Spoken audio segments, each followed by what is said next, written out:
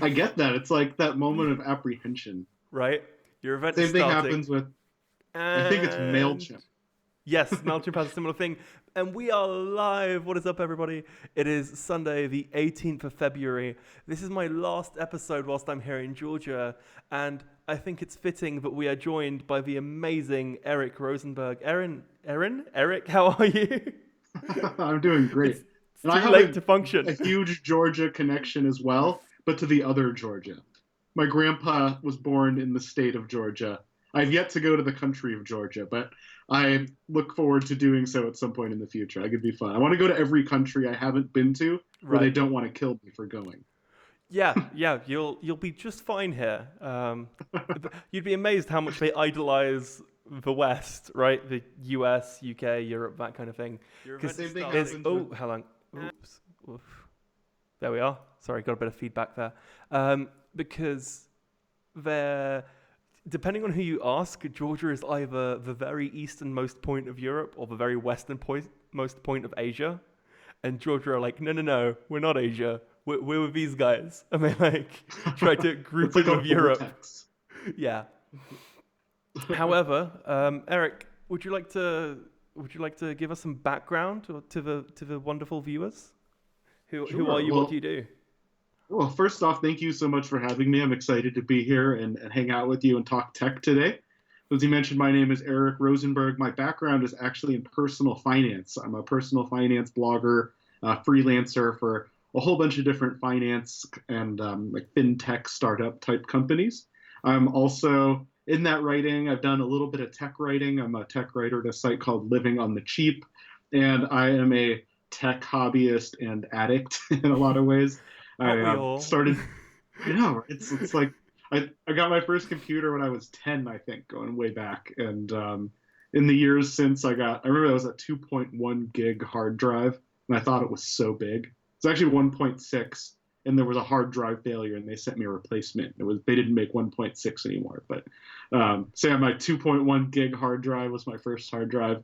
We've come a long way though since then. I've built a lot of websites. I used to do WordPress development for hire. That was part of my freelancing that led me to leave my job and go full time on my own online in April 2016. And I have my own blog and podcast at personalprofitability.com. So those are the biggies. And I actually have a new podcast.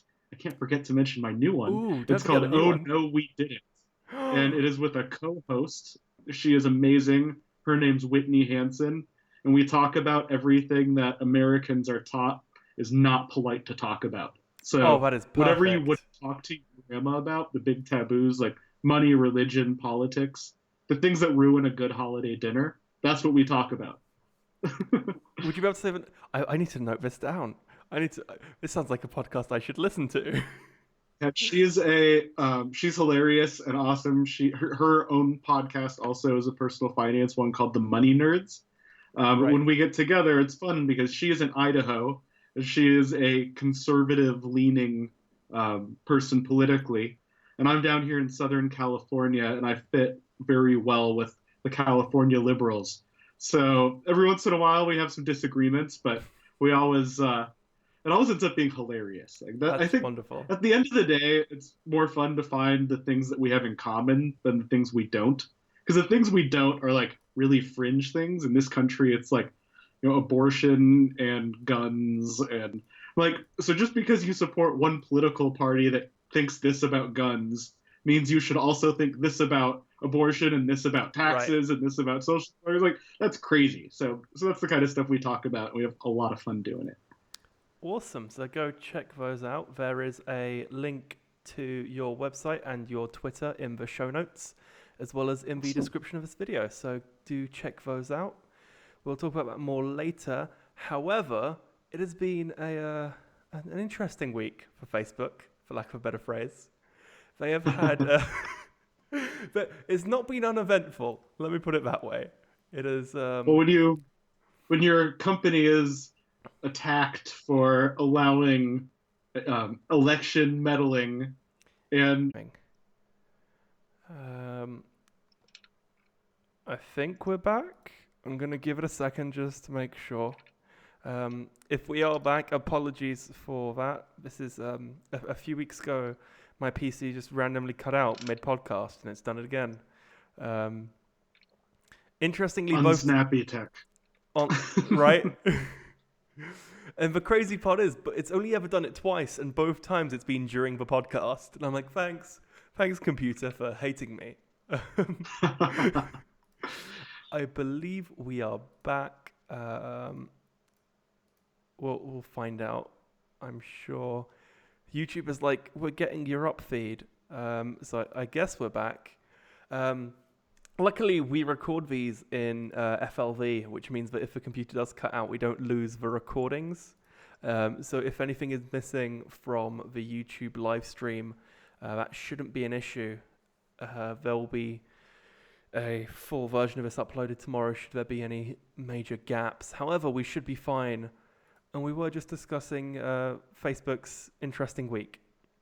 Yes, Facebook. Yeah, they so yeah, I was mentioning that they are implicit in a giant they've been in an indictment. So they've been implicated in a foreign government meddling in the US election, but it looks like that's not all they've had going on this week. No, right? You'd think that'd be the valley of their week. I guess it wouldn't be the peak. It'd be the peak of their issues this week. But nope, they've somehow managed to go from bad to worse to even worse still. They've had the Russia thing. I didn't want to cover that this week because I kind of wanted that to take a week to really iron out. It's the kind of thing I want to make sure we get right in our coverage of it. However, it is worth mentioning that there were, I believe, 13 Russian officials indicted by the US government for I think they were referred to as a troll factory. They had basically a Russian arm of the government, effectively, right? They were funded by the Russian government that had a budget of about $1.25 million to just sway the US election. Which they called it the Russian troll factory. Yes, I love that. It makes me think of so I have a 2-year-old daughter, and remember those troll dolls, the toys from way back when? So they have reemerged, I guess, because people my age remember them from when we were kids. Right. Now we have kids. And there is a new Trolls show on Netflix. And they make this special berry juice. One of them does disco berry juice, and he farts glitter. Disco berry juice just sounds like a drug, I'll be honest. I mean, it looks like a drug. It's it looks like you're at Ministry of Sound or something, not on a kid's show. Oh, and the other one has his smoothie stand. So these trolls are making their juice, competing. But the one that farts glitter, how do you beat that? That's amazing. Oh, that is I hope that's what the Russian trolls are doing. I hope they're sitting there typing farting glitter, but I don't think it's likely. No, that's definitely not it. But I guess, a question that we'll, again, look deeper into probably in next week's podcast, depending on how jet-lagged I am, because the podcast will be right after 6 hours worth of travel, we'll be looking into the, I guess, vulnerability, for lack of a better term, of the people they were advertising to. Because, in terms of Reddit, they were very much advertising to the r/for Donald subreddit, which is where all the Trump supporters live, I guess, for lack of a better phrase. Their little planet over there. Yeah, their little... Have you ever been to the Donald subreddit? It is terrifying. I have not. So I listened to a great episode of Reply All not long ago, where they went into essentially how these factories work.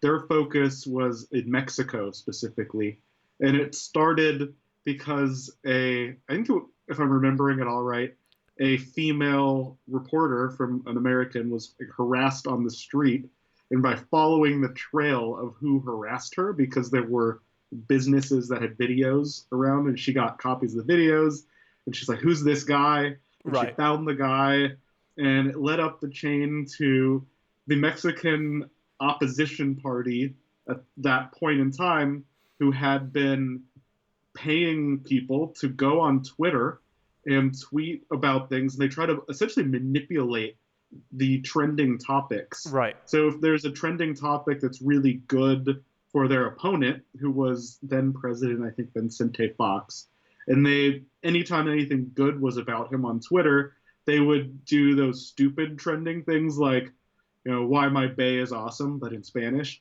and try to knock down the good things about the opponent. And when bad things about the opponent came out, like the equivalent of release the memo that was trending here in the US not long ago, they would push that kind of thing. And it works. I mean, people really read it. And when you think you're looking at an account owned by someone who's just like you, who also lives on whatever political planet you live on, it's easy to eat it all up. But then to find out later it wasn't true. It was all just some Russian telling you what to think, or someone from the opposite political party. That's scary. That's to me the scariest thing I've seen in social media, is the way it lets us live in these little bubbles. And I realize I'm in one of these bubbles. I realized it, and I keep bringing up political things. Would you believe I have a podcast about politics? But I realized it a couple Novembers ago on that election day, or the day after that election day, when so many people like me were just surprised by the election results. Right. I thought everybody thought like I did. Mm-hmm. And yeah, I knew there were people who didn't like Hillary, but I just didn't see Donald Trump winning based on what I was seeing on my Facebook and my Twitter. But then I found out later that there's this whole other half of the country who they just keep me from seeing them in my bubble on Facebook. So they're out there, apparently, because they all voted, but I wouldn't have known it based on my Facebook. I think it's a bigger issue on Twitter than it is Facebook, because I think Facebook is very much your friends, and therefore, if your friends have different opinions, you have them as a friend. It's a lot harder to hide. Whereas Twitter, you're generally following strangers, and it is very easy to end up in a situation where all the strangers you follow are the people who agree with you, and you end up in this echo chamber. But it's just ridiculous. I've realized even my Facebook, maybe it's just because of who I'm friends with, it feels like an echo chamber. I find very, very infrequent. I have like 1,000 Facebook friends, and the only thing I ever see anyone really disagree with that's a big political issue on my Facebook is gun control. Right. Everything else, pretty much, people seem to be like all believing one thing. I think that's the real scariness of that echo chamber. But yes, on Twitter, you can choose who you follow and create your own echo chamber, which I realize I do. Anytime someone tweets something, then I'm like, how do you believe this load of horse poo? Right. And I just unfollow them. So I kind of self-curate my echo chamber in a way, which is also dangerous, and we probably don't realize we do. It's good for us to see the other side. And with technology today, it's easy to create your echo chamber and then pick a news station that mimics what your echo chamber is saying, and you're all living in that same bubble together. And that can happen, I think, across any social network. So that's the scary downside of social networks, is when we can create those little worlds. But is it that different than real life? Because, as I said, most of my friends, I think similar to what I think. But if I go out to, let's say, the middle of rural Kansas, they'll think very different than I do. And I imagine it's similar in different parts of, let's say, Germany. We mentioned Germany before we started recording. We were talking about the Autobahn. I imagine people in the center of Frankfurt probably have different leanings than a farmer out in the countryside. I think that's similar anywhere. I think so, but I think it's more. I think the internet gives you a level of scale, right, that going out and talking to someone doesn't, right? Because if you're talking to one person and you disagree with them, you can kind of rationalize it in your head and be like, oh yeah, that's one crazy person, right? Whereas when it's to the level of you go onto the Donald subreddit, and I think that thing has. Let me check how many subscribers it has, because it is a ridiculous amount. I think it's _Donald. Is that it? Let's find out. There, I'm finding it. See, thanks to Google, another tech thing, I'm finding the tech that I need. It is the Donald. I just misspelt it. I'm great at this. I apparently can't spell the word Donald. 573,164 or 67 patriots. I like how they call themselves Yes, patriots. that's the best bit. I feel like that's the thing I like most whenever whenever I'm looking at things like that. Is just seeing the name they give themselves is just usually the most hilarious part. I call members of my community profiteers, which technically profiteering is a crime. It's like Yeah, I think it's like racketeering. It's like something like the mafia does. But I'm taking it back. It's like different communities have taken words used against them and they like take ownership of those words. I've taken profiteers for my people. Yeah, But that's apparently what these guys are doing with Patriot. I don't know. I've just realized that you can't actually vote on these posts without being a subscriber. So unless you are a patriot, you can't up or down vote posts. Something that I find crazy about this specific community on Twitter is that they all put that they're big Trump supporters in their Twitter profiles. Mm-hmm. And like hashtag MAGA, which I don't even know what that means, MAGA. Make America Great Again. Oh, It's his tagline. Got it. Right, oh, yeah. From the hat. I had the exact same thing where, like, once I got it, I was like, MAGA? oh, of course, I'm an idiot, right? Yeah, duh. Like, MAGA to me, I'm like, is that some kind of, like, anime something? Can none of these people spell manga? Is that what this is? So, yeah, like, they put all that on their Twitter profiles. Like, that's how you want to define yourself, is by someone else. Like, define yourself by being you. Right. Be independent. Stand on your own 2 feet. Anytime I see any account that is so overly focused on something polarizing in the description and the name, especially if it's not verified, right, I'll be like, oh, come on. Like, this is obviously some kind of bot or something. And if it's not, I don't want to follow them anyway, probably. I'll be honest. Yeah, I've definitely had that where I'm like, there's a 99% chance you're a bot here, so I'm just going to block you. And if you're a person, I don't even care. What? And if there are a person, I don't know. If you're such a person that you look like a bot to an outsider and someone can't tell, maybe you should improve your Twitter-ing a little bit. Yeah, it's I feel like if you looked at my Twitter and you're like, he's probably you look at mine, you're like, oh yeah, that guy's a bit of a shill. He's just talking about how great Snappy-Tech is, right? And I kind of get that. And I feel like the issue is when you do that, but it's political, it makes you look like a bot, right? If you're like, oh yeah, that guy's a bit of a shill for Donald Trump, right? You go, oh, maybe that person's a bot, right? I mean, yeah, most of the things I write about on my own personal Twitter, I have 2 Twitters. I have one that's more or less just an automated feed for personal profitability. And I have another that's my personal one that I really use.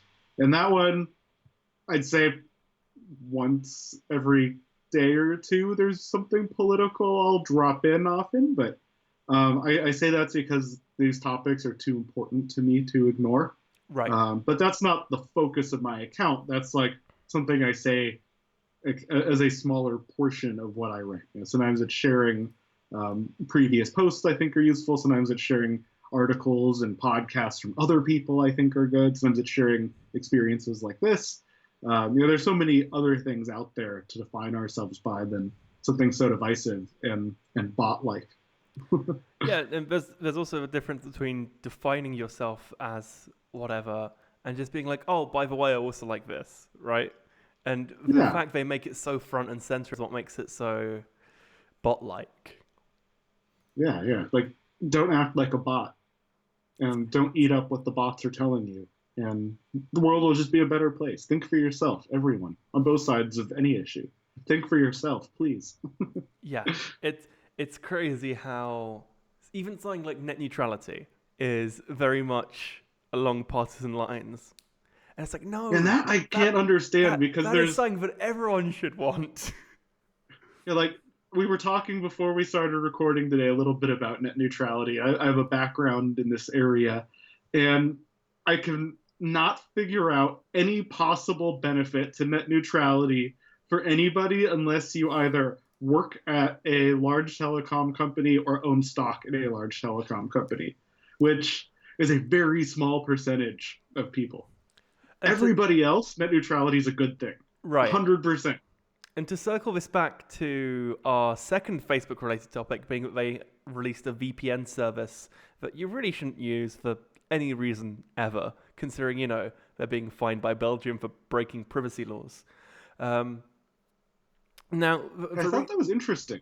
Right? It's a real... Why do you think, as a business decision, why do you think Facebook would want to build a VPN? Well, I think it's not that Facebook wants to build a VPN. We were discussing this a few episodes ago, that it seems that more and more companies aren't content with just doing what they do. I think there are more and more companies that want to do everything, or as much as they can. If you go into the Facebook app, you'll find that they have a VPN service. You can recommend locations. If you go into the Messenger app, they have location sharing and the rip-off of Snapchat's story feature, and they have... What's 80% of Facebook is just ripping off other features, right? Because Facebook has a very well noted methodology at this point. They either buy something, or if they don't like it, they rip it off until the original company dies. That is, they couldn't buy Snapchat, so they just ripped the thing off with Instagram. It must be really nice to have tens of billions of dollars. Right? Can you imagine? I was watching The Wolf of Wall Street just in the background a week ago. I'd seen it before, but I was rewatching it. Right. And I really like his philosophy on boats. Mm-hmm. And I was thinking, I live pretty close to the ocean. I'm about a 10, 15-minute drive from the beach. It's I should have a boat, right? But I don't want just a normal boat, unless it's big enough to have a downstairs bedroom. I don't think it's my size boat. So I'm just going to wait until I can afford that. Yeah, you need to up your profitability. Clearly, this is what you're. If I want $100 million yacht, I'm gonna have to do better than $10,000 a month.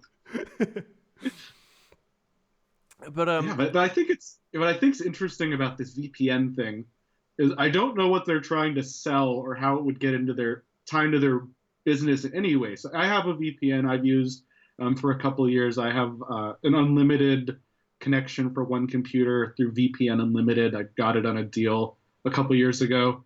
Right. And outside of doing things that are probably illegal, like torrenting or trying to use Netflix in another country to watch a show that's not available when you're traveling, which is completely a hypothetical, not a thing we actually do. We promise. Yes. I've never done any of this. I've never torrenting. You just know it's possible, right? But if I were to want to do that, I know that VPNs are essentially the way to cover your tracks. They're not perfect, but they're pretty darn good. What is someone doing on Facebook that is so private that they need to VPN it, where SSL, HTTPS, that connection that encrypts it, isn't enough? So on Facebook, you're sending... SSL is good enough to send money and banking information. Why isn't it good enough for your browsing pictures of your brother-in-law partying or your friends' kids or whatever? Well, as far as my understanding is, the idea is that it's not on the website. If you go on it via your computer, it's built into the app, which means that you can have a VPN for your entire device. So it wouldn't just be the Facebook app; it would be any traffic that goes to and from your phone. The issue with this being, A, Facebook is taking all the information they can. B, it's not encrypted between you and Facebook, right? So in the sense that Facebook can see whatever you're doing. No one else can, but Facebook can see everything. And whoever your VPN is going to, they can read everything. Right. So your ISP, your internet provider that's giving your phone access, they'll just see data. But everything will go through a Facebook server. Yeah. They'll have access to everything, so they can try to sell you more stuff that you want. And so I think that the reason that someone would use it is because they don't have a paid service, or they don't know what free service to use. And they end up in a situation where, I'm sure Facebook is smart enough to realize when you're on public Wi-Fi. And I am almost 100% certain what they'll do is they'll pop up a little notification saying, hey, you're on public Wi-Fi. This is unsafe. Do you want to use our VPN? And, 80% of people go, yeah, why not? It's safe, right? That will be Facebook's go-to excuse. And we'll end up in a situation where people are using Facebook's VPN because in their eyes, they're way safer than they were previously, which I guess they are from anyone trying to peep along the line, but they're not from Facebook. From Russian troll bot factories. Right. Trying to hack you. Yeah. Actually, that's funny. I have, here's my phone. It said Nexus 6P that I've had for a while.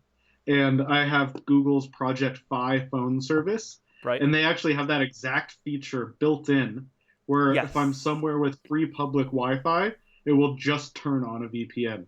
So I'd like that. I don't think I need it for most things that I'm doing on my phone. Because what am I doing on my phone on free public Wi-Fi that's super sensitive, that's not already connected through SSL? Because if you have SSL, I mean, there's kind of ways people could try to hack into what you're doing on free public Wi-Fi, but it's encrypted with SSL. Non-SSL stuff, they can see everything you're doing in full detail. So don't be if there's a bad guy who wants to know and knows how, they can get that. So I see a benefit to the VPN there, but it's I guess we're probably moving to a world where everything should probably be VPN'd, and then they can't get you on net neutrality either. And hackers. The craziest thing, and I figured I found this out when I was researching because I knew it had been close, and I was guessing that this would have pushed it over, and it did, which is point 3 in the notes, that the Facebook app is now larger than any of the Microsoft Office apps, right? So if you were to download Excel, PowerPoint, or Word onto your phone, it's like they're each about 300 megabytes. The Facebook app is like 460 megabytes, which is crazy. And they keep splitting out features into their own apps because it's gotten so bloated. Like, it has to have a separate Messenger app and a separate Pages app. Like, Facebook, you're trying to do too much. Let's slim this down a little. My phone's bloated enough as it is. The craziest part for me, though, is I'm not sure if they have the same on iOS, but again, they have this on Android, where they have a Facebook Lite and a Facebook Messenger Lite, which is designed for... I got Messenger. Right. And, that's designed for countries that don't have, constant data and have devices with a lower amount of storage. And that thing is like 10 megabytes, which proves it's fully viable if they needed to. Like, they could make it like 10 megabytes, but they just refuse to. Well, for the main Facebook app, I use the regular version. Right. But even though I have big internet access and I'm at home with super fast internet most of the time, I still got the Messenger Lite version just because I find it works faster and better on my phone. And even with like a $700 phone, they still get slower and bogged down over time. Yeah. It's part of phones and higher demands of newer apps and things. So why do I need to shove a bigger app in there that only does what I can already do with text messaging, essentially, except with a different list of people? I actually I used to like Facebook Messenger, and I don't anymore. I've gotten over it. I'm like, just text me, please. Just give me one place to get all my messages. Interestingly, so I'm not sure if you're aware of this. The full version of Facebook Messenger, I'm not sure if the light version does this. It actually lets you replace your normal text messaging app. So you'll get your text messages into Facebook Messenger, which is equally terrifying. But I do it because I'm all down for having one app for messaging, right? As you said. I used to do that for Google Hangouts. You used to be able to do that. And I got more GChat messages from friends than Facebook messages. So I was like, all right, I'm just going to send all my text messages into Hangouts, which was cool because then I could reply to all of my text messages from the Gmail web interface on the computer. So that was really cool. When Google turned that off, I was kind of disappointed. And then they, instead of replacing it with a one better thing, they made 4 or 5 new messaging apps all at the same time. They're all Duo. just worse. I actually like Duo. They're fun, but they're worse in the sense that they don't have the same user adoption because Hangouts was, the big thing. Right. If they'd made Allo the default messaging app and it had text message support, which I think it might do now, but it didn't at the time. It wouldn't do it when they introduced it. I'm like, cool, you can just make Allo my new default text and messaging app. It'll essentially be like what iMessage has been doing for years for Apple people, but Google had to go screw that one up. They botched that whole launch. I had one friend who had Allo, so I got rid of it. The only real thing I really liked about it was Google Assistant was built in, but now it's all built into my phone anyway. Yeah. And I have 2 Google Homes and another one on the way when they finally send me my new doorbell. So yeah, that could be a fun one to talk about. I have a Nest doorbell ordered on the way. Oh, a Nest doorbell. Interesting. Are you excited? So with I'm cameras everywhere and technology doomed to, I've been watching a lot of Black Mirror lately. With technology doomed to take over our lives, it's going to kill us all. Yeah, we've actually been looking at getting a Nest security system also for our house. Because I think it's a good idea to have a security system. The Nest one costs a bit more than some of the others, but I already have a Nest thermostat, and the Nest doorbell is coming next month. So I'm like, well, maybe it's worth spending an extra $100 or so to have it all be in one app on my phone and not get the Abode or whatever competing security systems we're looking at. Yeah, I think I'm a serious Google fanboy. That is the right way to be, in my opinion. I have way too much Google. We have a recurring guest who's very much the opposite, right? He's very much an Apple fanboy. This is also a recent occurrence, like the last couple of years. I met him via a Honor. Honor did like a photo walk, so Honor was showing off their new flagship at the time, whatever it was, and we were going around London taking photos with the device as they were showing it off. So I met him there, and I got in touch with him a year later, and I was like, "Hey, do you want to come on our podcast?" And I found out he joined the dark side, and I was like, "Oh, how could you, you monster!" That's how. I'm glad I'm not the only Android person who refers to iPhones as the dark side. Right? Like Steve Jobs' ghost is like Darth Vader to me in real life. Very much so. What's crazy to me, and I'm saying this recording through a MacBook Pro, so we have an Apple device in the middle here. But and I'm mostly happy with my MacBook. What I found changing from years and years and years of Windows to a MacBook Pro is that you should use whichever platform you know better, because neither is really better than the other. Windows is not better. Mac OS is not better. They both have their bugs and their problems. Especially recently, from the Mac OS point of view. Yeah, and now with the Spectre meltdown, we're all screwed anyway. Doesn't matter what you have. It's a good thing I built this PC like 3 months ago, because this has a Ryzen chip, which AMD claims is unaffected, and that's good enough for me. I'm like waiting to get a new phone like 3 years from now or something, when they've finally gotten rid of all these bugs. And then there'll just be a new one. Yeah, but I think my philosophy on iDevices, any like iPhones, iPads, iThings, if I'm spending that kind of money on hardware, I want it to do whatever I tell it to do, not what Steve Jobs' ghosts dictates I am allowed to do with it. Right. Yeah. That is why I'm on Team Android and why I was a Windows guy for so long. Because with this phone, getting it right from Google, which when you get a phone in anywhere outside of the United States, it's pretty much unlocked. Like that's just how they sell them. Yeah. But because America is America, our phones come from whatever phone company we sign up for. So Verizon, AT&T, Sprint, T-Mobile, whoever, they like essentially own your phone, even though you own your phone. Yeah. With this phone, that's the thing though. Technically, you don't own your phone. You're just borrowing it from the company.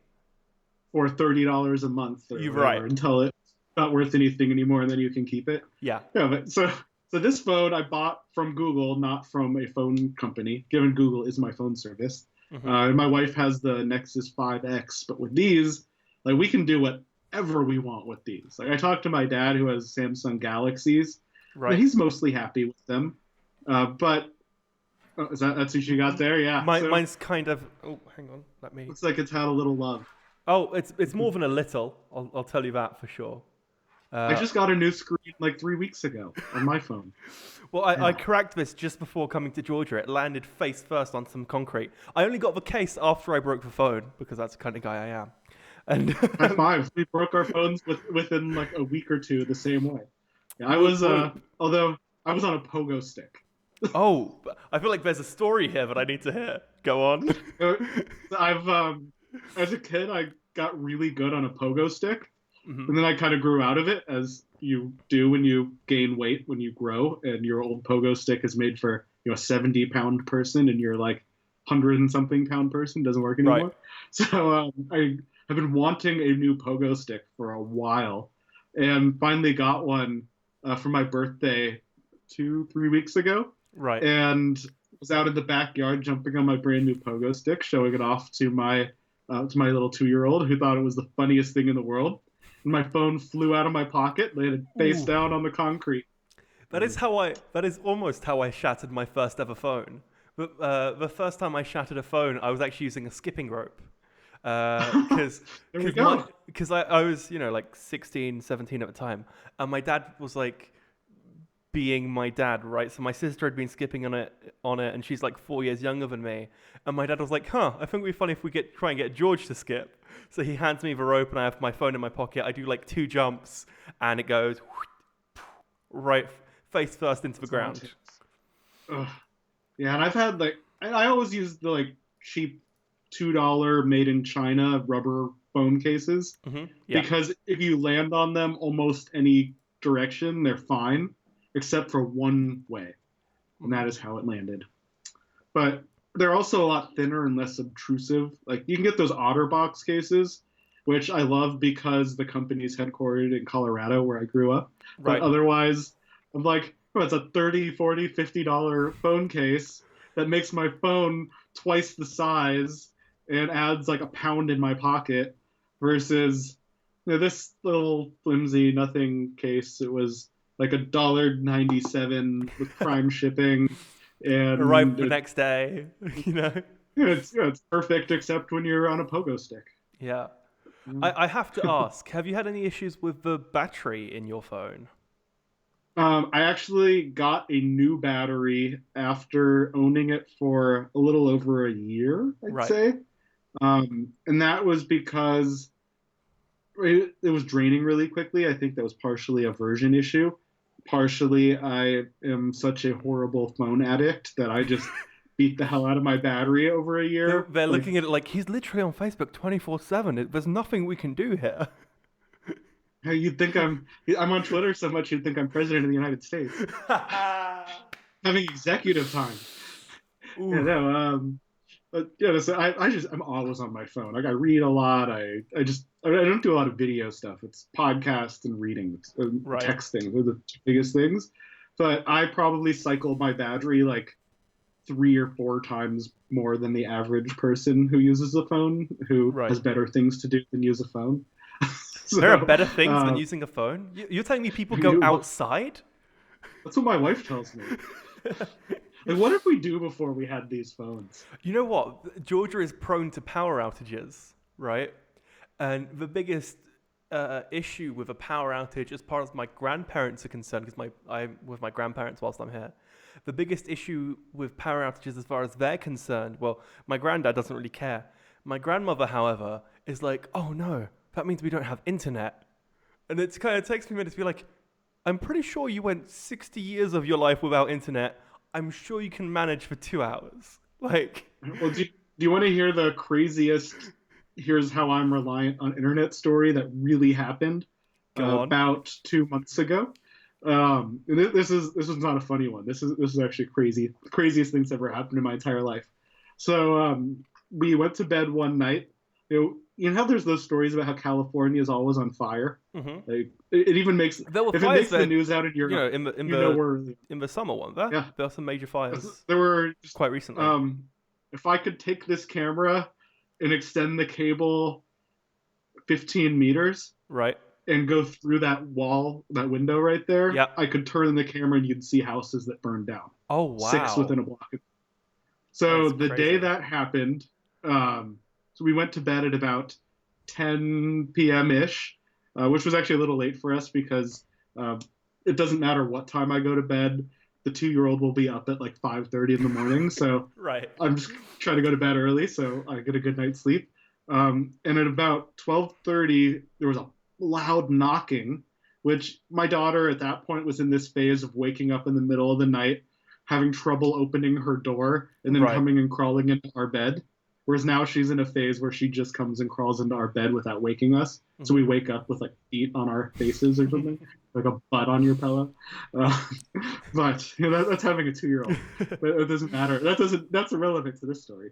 But we thought it might have been her, but it was like a loud knock. So I went to the door and it was the neighbors across the street. He said, I don't know if you've heard about this fire. This might be the one we have to go. And I could smell the fire. And I was like, well, what fire? And I walked to where I was telling you, just the end of my driveway there, and looked up, and we're near this hillside, and the whole thing was on fire. Like, you could see houses on fire. It was nuts. And that next couple hours, we're in a pretty small city. I'm in a city called Ventura. If you're in Los Angeles and your city's on fire like that, there is a news station that will be on talking about it, like live. Right. Same thing in Denver, where I grew up, or Portland, where I used to live. Ventura City's 120,000 people. We don't even have our own dedicated news channel. So there wasn't any news really coming out. The county was like busy fighting a fire, so they weren't giving us really good information. The best information I got the entirety of that time, even up to evacuating my house, where we then had a baby while we were evacuated, because my wife was within 3 days of due date when we got this fire. So we had a baby. We had to drive down a highway with flames on both sides of the car to go to the hospital to deliver the baby. So that was my becoming a dad for the second time story. But that sounds exciting, if nothing else. I have a blog post about it. I'm happy to send you a link to it. It was a crazy experience. Please I wrote the blog post in the hospital. Please tell me you named the second child something like flame related. Like everyone hot on shot or something. Kept telling us to name her like Ember. Right. And we stuck with the original name we were planning, which is actually more appropriate in your side of the world you're in right now. We named her Mila, which my family has Russian roots way back when, so it felt like a good name for us. But but that time during that first night when all the fires were going on, the power lines burned up and some cell phone towers burned up and some power transformers exploded. So we got to a point that the 4G was down and the 3G was down, and I could only get text messages. Right. And I had a friend who lived on the other side of town who doesn't have any kids, so I assumed he would still be up at midnight. I texted him. Yeah, that sounds about reasonable. And he was up, and he was able to get online because he was in a part of town that wasn't on fire, and was able to give me like, do I need to like throw my kids in the car and run away right this minute kind of information. Right. And eventually they got the 3G back up. But our power was out for our house. Our internet was out. The only way I was really getting news was walking out in the street and looking right to see how close the flames were. But then there was a Twitter account. I should find it. I think it's VC Scanner is the name of it, which VC stands for Ventura County, where I live. And he was the entire source of news I was getting really during the fires. He was listening to the police and fire scanners on the radio and then tweeting what they were saying. So that kept that kept a lot of families safer, I think. But it also shows how reliant we are on technology, because the power went out and the cell phone tower went out, and I was like, well, crap. I don't know anything. Like, I don't have, this is like living like on the, in the wagon trail days when the power goes out. Like, so do I call my horse now? What do I do? Do you just grab a horse real quick? Is that the next step? I don't know anymore. The car still worked. I don't know how without internet. If it was a Tesla, it wouldn't have worked without internet, to be honest. Yeah, if we get self-driving cars, and when Waymo and all these companies come out with their cars, and there's a fire and the cell phone towers go out, the cars just stop. Oh man, that would be. We'll miss our horses. I like to hope that self-driving cars are capable of driving without an internet connection. That they're just about smart enough to be able to look around and see what's actually going on in front of them. What I also hope, of people can. What I also hope is that they don't mistake fire for roads, because that'd be a real issue. Well, we actually had. Funny you bring that up. During those fires, there was a big issue with all the map apps, because people were going on to like Waze and Google Maps and Bing Maps. I guess people use Bing. I've heard. And It's the only person who still has a Windows phone. That is who uses Bing yeah, Maps. like there was remember Yahoo Maps back in the day? Yahoo had a That was map like the service? first map set. That was before Google Maps. I I remember was not Yahoo aware of Maps. this.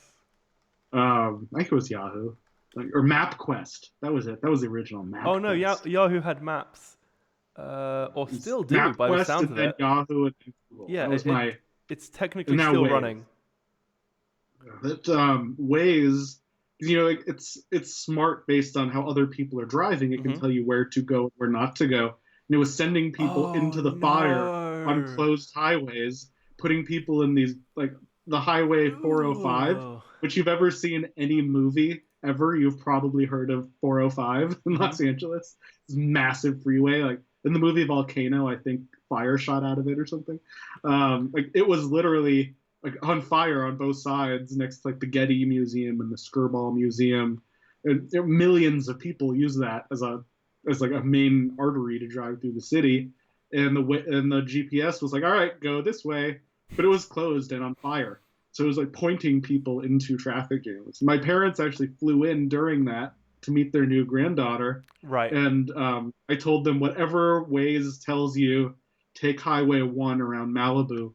Not only is it prettier and not on fire, it also does not put you in that traffic jam. Right. So that was one place I knew better than the internet, but usually the internet seems to know better than me, Yeah, I usually the think. internet's fine. It's just the internet is crazy, right? When you really break it down, the internet is like the aggregation of all human knowledge that has ever existed, Yeah, that's something right? I use that exact quote almost. I have a cousin who's in middle school now.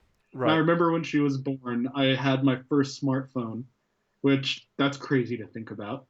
Or I might have gotten it when she was like 2 or 3, when she was really little.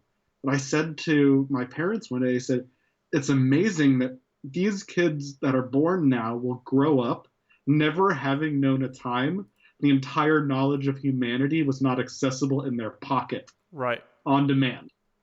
Like I had the World Book when I was doing book reports in elementary school and stuff. We had AOL, 24K or whatever it was, 28K dial up. What was before 12K, I think. 14K, 14.4. That was it. I think that was our first internet speed, 14.4 modem. And yeah, so it's a different world today, like completely different world. Like Wikipedia alone changes everything. Yeah, it is. The internet is a crazy place, and usually it's a good place, but sometimes it isn't, thanks to the likes of Facebook. I actually, I actually don't have the Facebook app. It's funny you mentioned having the Facebook app on your phone. I actually deleted it about a month ago as a consequence of one of these podcasts.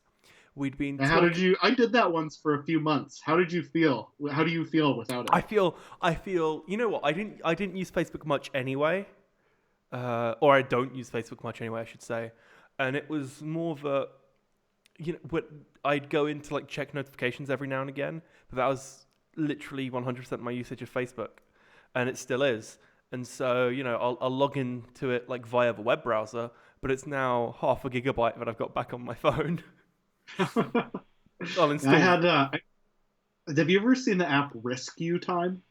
It's a really cool app. It tracks automatically what's on your screen, like based on what app it is. So it will tell you how many minutes you spend on Facebook, how many minutes you Right. spend on Twitter, how many minutes you spend playing whatever Yeah, silly game you I have something downloaded. similar right now. Let me. So I use an app And there's called AppUp.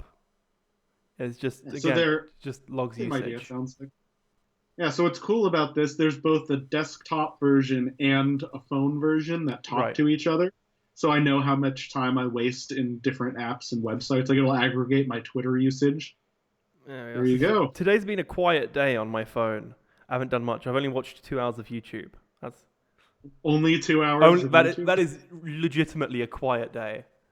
You should. You know what you could do with 2 hours a day Right? if you didn't put it into YouTube and you Oh, were so many promoting things. your podcast instead of YouTubing. That's like No. I do YouTube like is market conference research. It's market. I'm figuring out what the other Oh, people totally. are doing. Right. It should, Yeah, that's why I get to write off my internet bills. 'Cause, like this is for work. Uh-huh. It's let's see. I'm gonna pull up Rescue Time and see if it's funny. So Rescue Time had told me a couple weeks after I downloaded it that I was spending an inordinate amount of time playing Star Wars Heroes of the Galaxy on my phone. Is that So the one with like cards or something like kind that? of, yeah. I think I've build played up it your Star Wars once. characters to fight Yeah, other yeah, yeah. people's Star Wars characters. And I was like playing this game way, way, way, way too much, which my wife and my brain were telling me, but I ignored. And then Rescue Time quantified it. Here's my current snapshot of Rescue Time. So it kind of breaks it down into categories Right. of like Oh, that's good. cool. The red is bad time.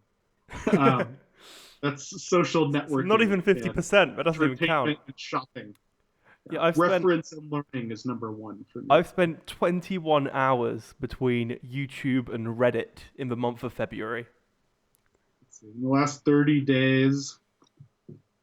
Anyway, well, it's loading. It's calculating right now. But I decided I was spending way too much time playing games. So I deleted the one and I just started playing another one. This is obviously a problem because it was like taking my productivity away like it did when I didn't have important things to do when I was in middle school and high school. So I deleted all the games from my phone, and then my Twitter usage skyrocketed. Man, I don't know. I guess that shows my technology addiction. I just replace it with another thing. You need Let's you see. need Here, to see what you need to do is replace it with like Microsoft Word, and then you're all set, right? That's one of the things I track. I use Google Docs more now, but Yes, that yeah, is how make I do money. too. But it's That's saying design and Microsoft Word is so much more. competition. That's the blue line right there. It's Oh, I design see. and competition. Yeah, but let's see. The last 30 days, this is an average of 9 hours and 43 minutes per day of screen time. Is that high or low? I don't know. I think many people would class that as high. My wife would. I'm pretty sure I would, and I'm quite frequently on my phone. Let's see, 62 hours of the last month reference and learning. So that includes like Google Now and news stuff. 50 hours of social networking. Does Google Now really count as learning though? Doesn't much market research. Oh, of course, yes. Now that you mention it, of course it is. I swiped it.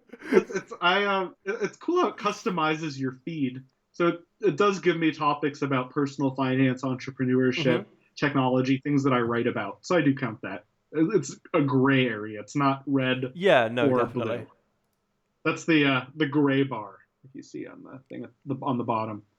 Oh right, That's yeah. reference and learn. Red is bad. That's games and social media and shopping.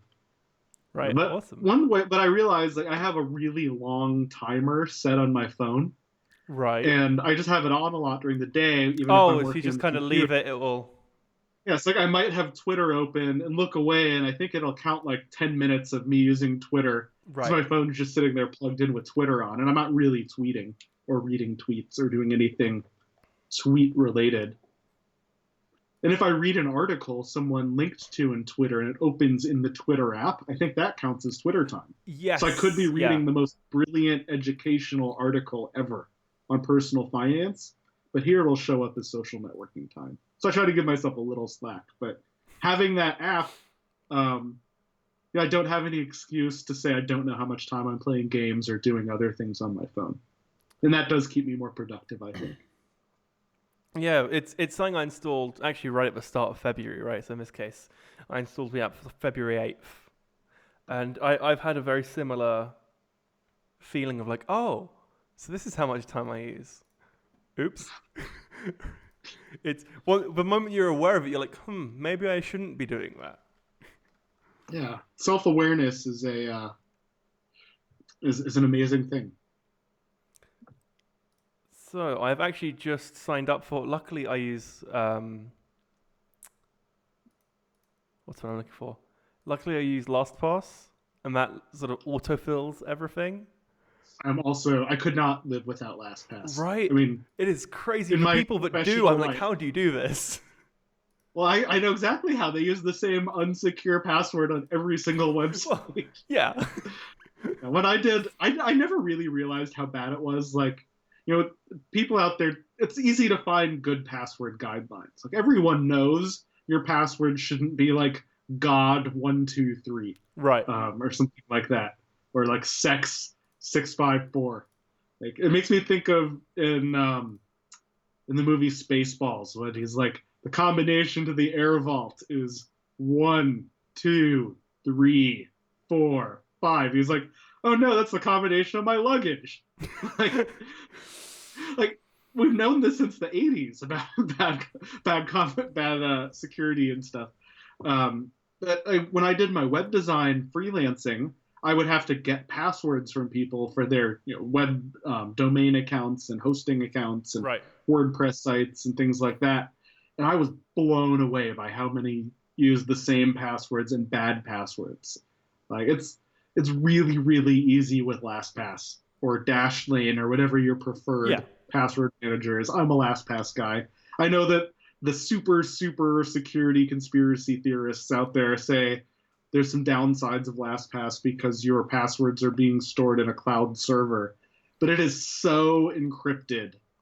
And it's so much more convenient, right? Yeah, like someone broke into that server once, and you know what they got? Nothing. Like, it's like if you rob a bank and you walk away with a bunch of deposit slips. Right. Like, that's not worth anything to you. Like, come on. So I changed my master password, and I didn't worry, and I moved on with my life. But yes, please, listeners, use secure passwords and maybe a secure password manager, and use two-factor authentication. Oh, they give you this for free. Just do it. It's just, I see so many people be like, but why would I want two-factor authentication? I'm like, but why wouldn't you? Like, let's be I'll tell you why you would in one sentence. Right? Russian troll factories.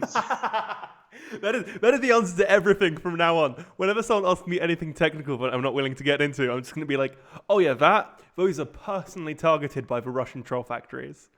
They'll instantly sign up. They're farting fire. They're farting, not fire, farting glitter. They were farting fire, that would be even better. Oh man, it's crazy. I feel like that should be the new tagline for the podcast. I've totally it happens every time. Our topic for today. It happens every single episode without fail. It's actually a miracle that we ever cover more than one of these topics. But I find a couple of them interesting. Do you want to do like the lightning round version? Like, I feel like that'd be fun. Let's do it. Right, you can pick first. Let's we can take it in turns if you like. Go for it. Let's go with Skype. I think that's a fun one. Oh god, yeah. It's not been a good week for Microsoft either. I just want to say before we carry on, we're looking into moving over to Discord as of probably next week or so. So feel free to insult Skype all you want, because I'm going to be gone soon. There's also, you got Zoom, you've got, there's a few good options out there. And we all, in the podcasting world, we always go with Skype because it most of the time just works and it's free for what most of us need to do. But when your entire computer can be hijacked by a hacker because of a bad DLL, that includes Mac and Linux, that's scary. And it's such a fundamental flaw that it sometimes makes you wonder if they ever test these things. Well, I guess they clearly did, because it's been in there since the inception of Skype, right? So the fact it's only just been found, I guess, means it was pretty well hidden. I say hidden like it was intentional. It's pretty well thought out. All of our Intel chips we've thought have been great for like 12 years. Touche.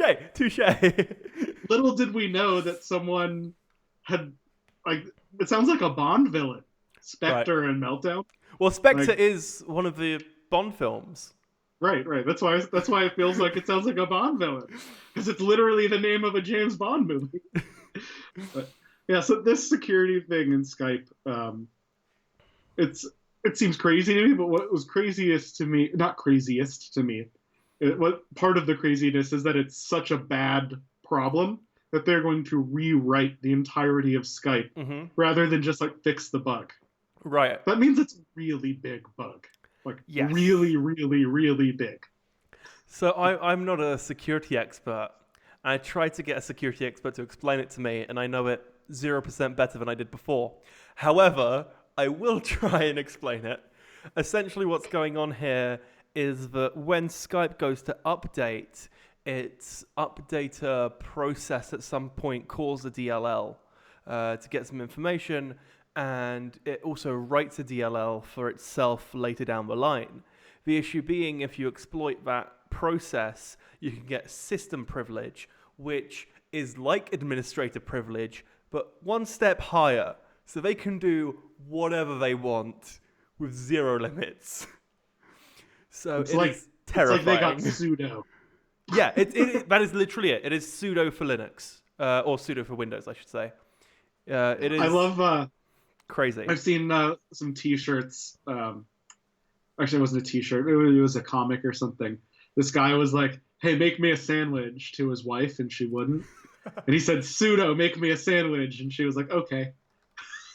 That sounds like something XKCD would write. Yeah. It's an XKCD comic, number 149. There we go. Yeah. Yeah. Sudo, make me a sandwich. I think of that every once in a while. Like, I wish that was a thing in real life. Have you ever asked Google Home to make you a sandwich? I've not. I have one right behind hilarious. me. I can. Do it right now. Should we do it right hilarious. now? Like, I have one in this room. One moment. Should this be live interneting? Do it. Me asking. Okay, Google, make me a sandwich.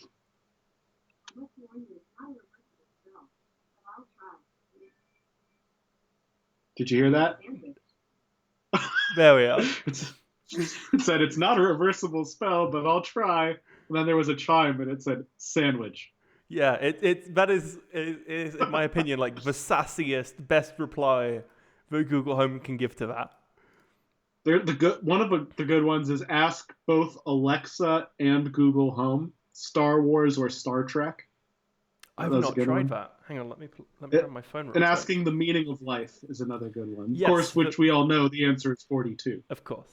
Hey Google. Oh, hang on. Let me. Star Trek or Star Wars? Here is information from Wikipedia. Oh, that's the wrong.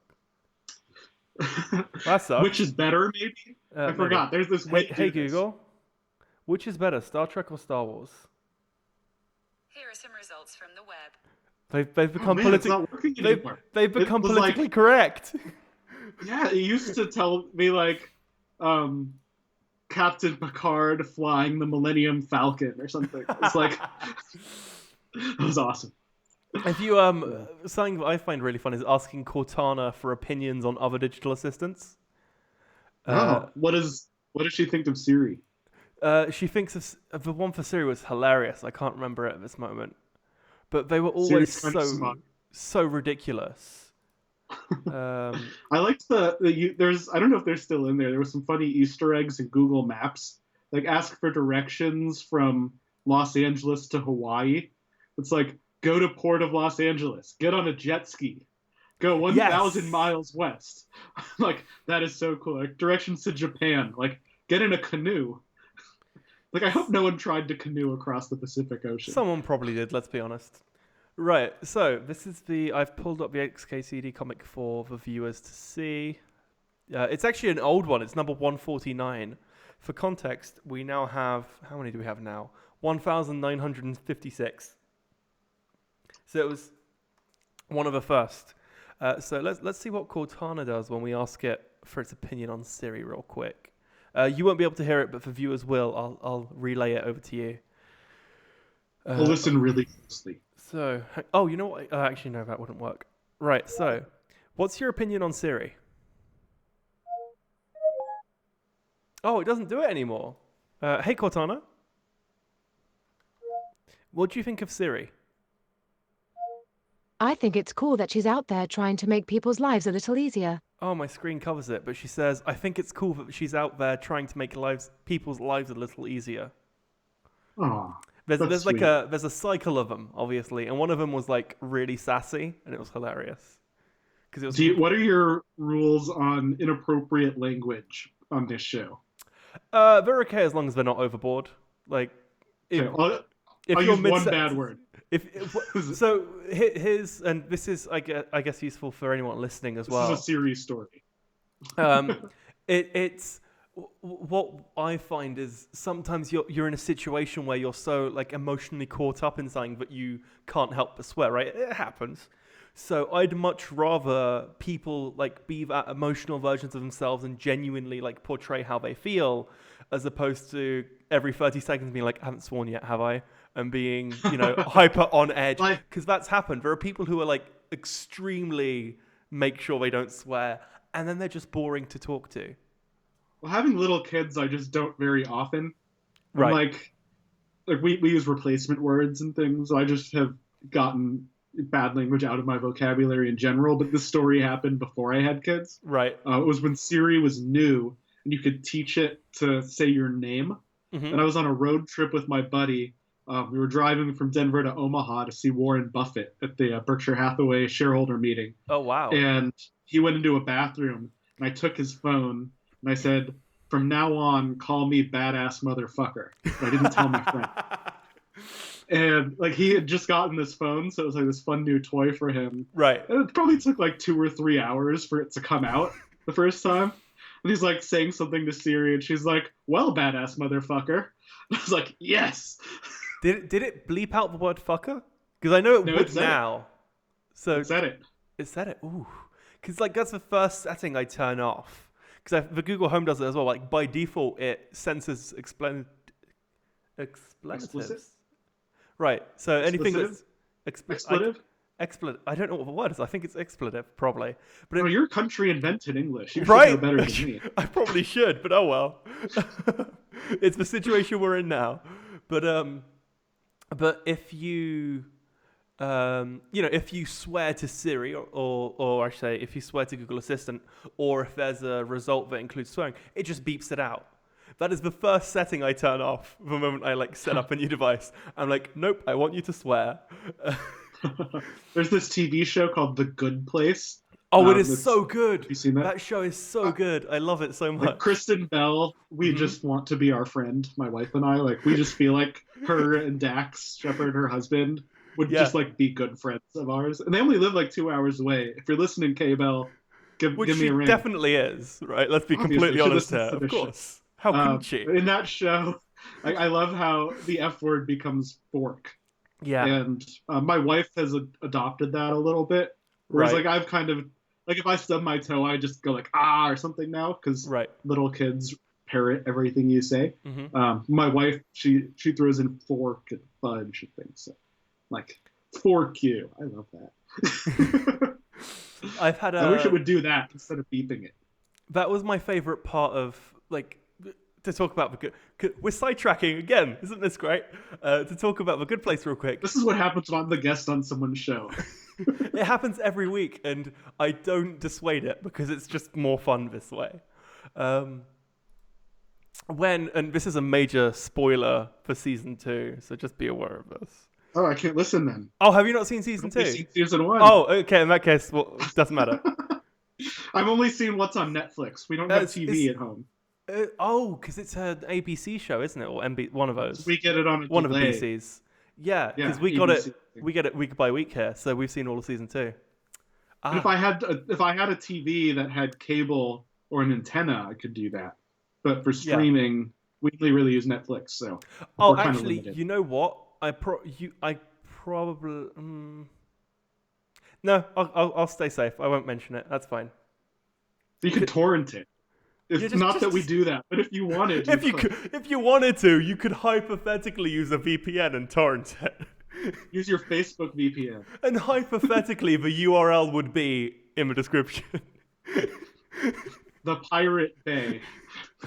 That's actually blocked in the majority of Europe. The Pirate Bay doesn't work. Yeah, under They keep changing like .org to .cc to there's that. Like YTS.ag became something else. It's like, they have a bunch of proxies as well. They have a bunch of proxies over here, but they have. I think it's again primarily European thing. They have the ability to deem websites illegal as a whole, and so everyone has to block it. And the Pirate Bay is almost the only situation where that occurs. So yeah, if you try to access the It's Pirate like not Bay, net neutrality, but I understand trying to enforce copyright laws. right? And the crazy thing is, if you try to access it too many times, they then have to tell the government. So the first time you do it, they're like, "Hey, we see you're trying to pirate something. You shouldn't do that." And then like 5 times in, they're like, "Hey, you really shouldn't be doing that." And then like the 10th time, they go, "Okay, we've let the government know." They might Interpol's storm in, coming knocking. right? It's funny. I have a friend who, I don't know what I'm allowed to say about this, so I'll keep it super high level. He used to work for a large email company, Right. and he got promoted, and along the way ended up in this job where he was the contact person for the FBI and Interpol, trying to hunt down like kiddie porn and online drug rings and stuff who send all those spam emails. Right. They were like doing all the backward tracing and stuff. Mm-hmm. So my friend got to like fly to Prague and met Interpol there. They went and busted a child porn ring. I'm like, dude, that is like almost James Bond, except that you did it from your laptop. Did he do that? Did he do the world famous hacking scene where they just kind of mash against the keyboard and they're like, "Oh, look at me hacking"? It was just like in the movie Hackers, actually, where these cartoon images came up that were like, access denied. Then you had to turn right and go through the other tunnel. There's my favorite thing. Once you notice it, you won't be able to unnotice it.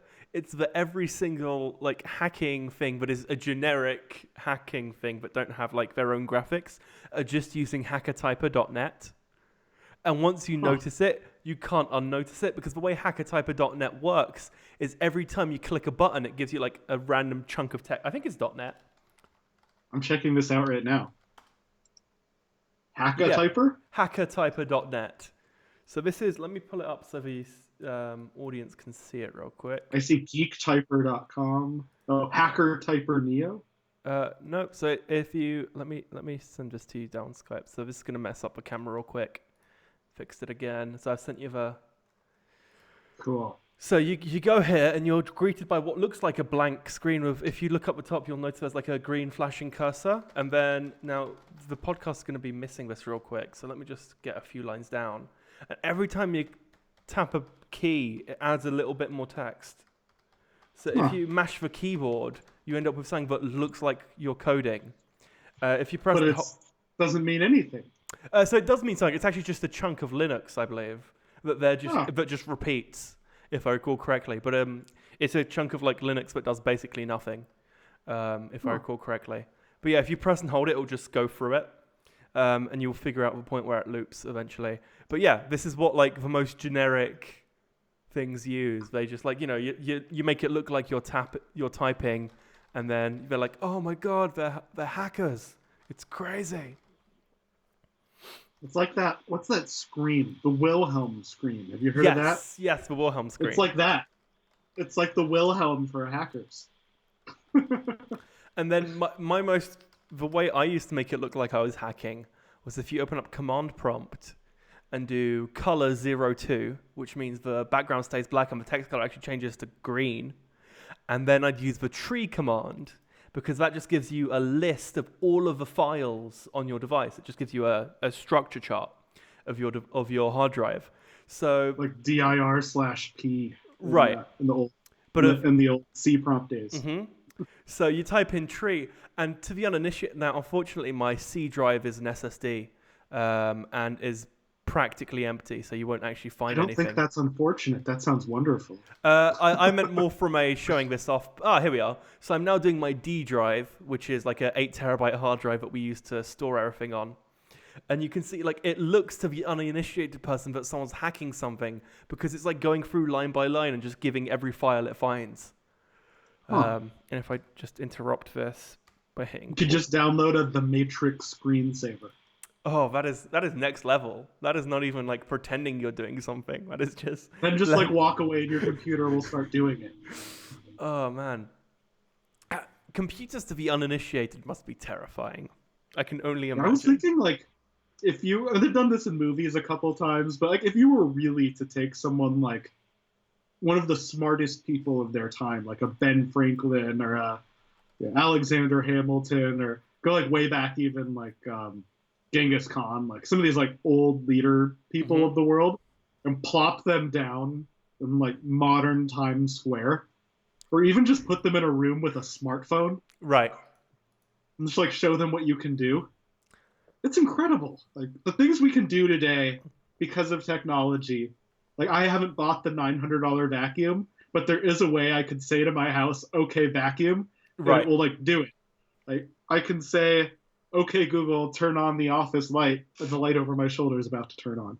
Like there's all these cool things that we can do today. And my biggest complaint about technology today is I can't call my Google Home computer, like on Star Trek. But otherwise, Oh no, you can't. But you can call an Amazon Echo computer, because that was Yeah, I something saw that. they put in an update. I gave my mom my old Echo, and then I was like sad about it because I'm like, you can call it computer, but I have to say, "Okay, Google." Right. That is. I think I tried to keep in watching what's going on in the land of googly stuff. And I think I saw on the Google subreddit that someone's found in some lines of an update for an upcoming APK that they're working to implement custom wake words, so you'll be able to make it whatever you want. I'm really looking for computer. I don't need a lot of words. I just need one. The interesting thing is, we used to have an Amazon Echo in our kitchen before we replaced it with a Google Home, and the biggest issue everyone in my family had was saying "Hey Google" instead of Alexa. So when I was like, we'll be able to set up a custom wake word, what should it be? Everyone said Alexa. That should be the wake word for our Google Home, because they were so used to it.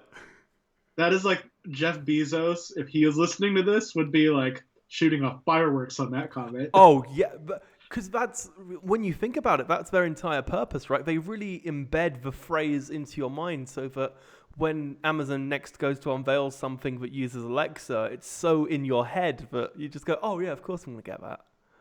It's like when you have a cold, do you grab tissues or do you grab a Kleenex? Right. It's like turning the brand into the name. And yeah, that's brand power right there. And I think the best example of that being duct tape. Yeah, duct tape. Because all heavy silver tape is duct tape. Yeah. Which is technically branded and is also technically way off topic. It's like champagne and tequila, and there's all these words like that. Right. That have nothing to do with technology. Yeah, right. Oh, I've just realized my webcam is dropping frames like there's no tomorrow. Let me see if I can fix this. It's like you're... That's only made it worse. It's like you're in a really bad nightclub with this weird strobe. Let me see if I can get it back again. That's There you go. not much better. You're improving. So I have a light. Oh no, you're back. Wait, maybe not. No, there's a light behind the webcam. That is, I should have put in a different battery, but I didn't. So it's now practically dead. And now my webcam is trying to compensate for it. Let me see if I can do something here. See, this is real tech podcast. Troubleshooting on the internet. This is part of what makes live podcasting like great and horrible at the same time. Because as much as I love it, I now have to troubleshoot this live. You're fixed. You turn the light off and you're better. That was it. Bump up. Can I get some form of brightness compensation here? Because I'm you know what? That will have to do. Filter. Let me 1 moment. Come on, give me some saturation. Oh, this looks horrible, but it'll have to do. Hey, look, I'm back at 30 frames a second, but whatever the hell this looks like. It's all good. Oh God! If you're a listener, because this does go out in audio only form later, so in about 24 hours it'll be out in audio form as well for people who listen to this as a podcast as opposed to watch us live. They'll be listening to this like, what the hell is going on right now? So apologies to you guys. However, so I'll paint the scene for everyone. Yes, I'm a writer. please do. I should be able to explain it, right? Let's come on. it looks just like it did before, except the room is darker and there is a shade of white filter on top. It is. That is basically it. Yeah. That is. I didn't make it beautiful or anything. You just said it as it was, and I appreciate you for that. Wait, now we've got it like. Oh just got God! really Now it looks white. really. Hang on. Let me. I think. What's the number? You look like someone pushed the inverse button on Photoshop. Oh God. Wait. Hang on. Is it? Yeah. Isn't this fun? Isn't this totally what we should be doing with our lives right now? What is? I hope everyone out there is doing something useful. So if while you're listening. like, if this is all you're doing right now, you're really wasting your life. So you should really be doing at least some like gardening or something along with this that you can like Be on a you- so you- treadmill. right? So you can claim you did something productive whilst listening to this podcast. Yeah. Build up your cardiovascular health a little bit as you listen to us tinker with color levels on cameras. Oh man. Okay, I think I'm fixed. You're pretty much back to normal. Yeah, Wow. I think we're amazing what a few color controls can do for you. I just want to say also, Logitech, because we know you're listening to this, can you please fix your autofocus? Like, step number 1 whenever I use this webcam is turn off autofocus. I have I'm using an old Microsoft Livecam HD plugged into my MacBook Pro through actually have a little 10-port USB hub. But I have a Canon Rebel T5i, and I've Right. yet to try to figure out how to use that for live video. I know it's possible. I Right. have to get a wire I don't have. I mean, I probably have the wire if I dig in enough boxes. But That I is know that is one of the most amazing things, right? Being like, it's probably in a box somewhere. If I look for like 10 minutes, I'm sure I can I find had it. one of those today. So right now we are recording. I'm going to move my camera to show you this. That's my Zoom recorder there. Right. I'm gonna make you guys a little nauseous with the angle. So that's my Zoom recorder.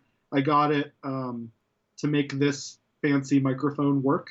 This is Right. a Shure SM7B. This is a Zoom H6.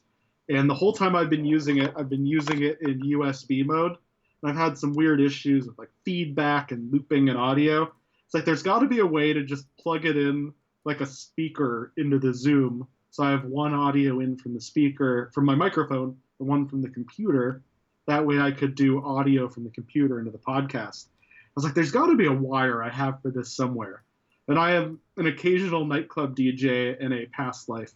When I say Right. past life, I mean like a few years ago. So I just opened my DJ bag and I found it in like 4 seconds.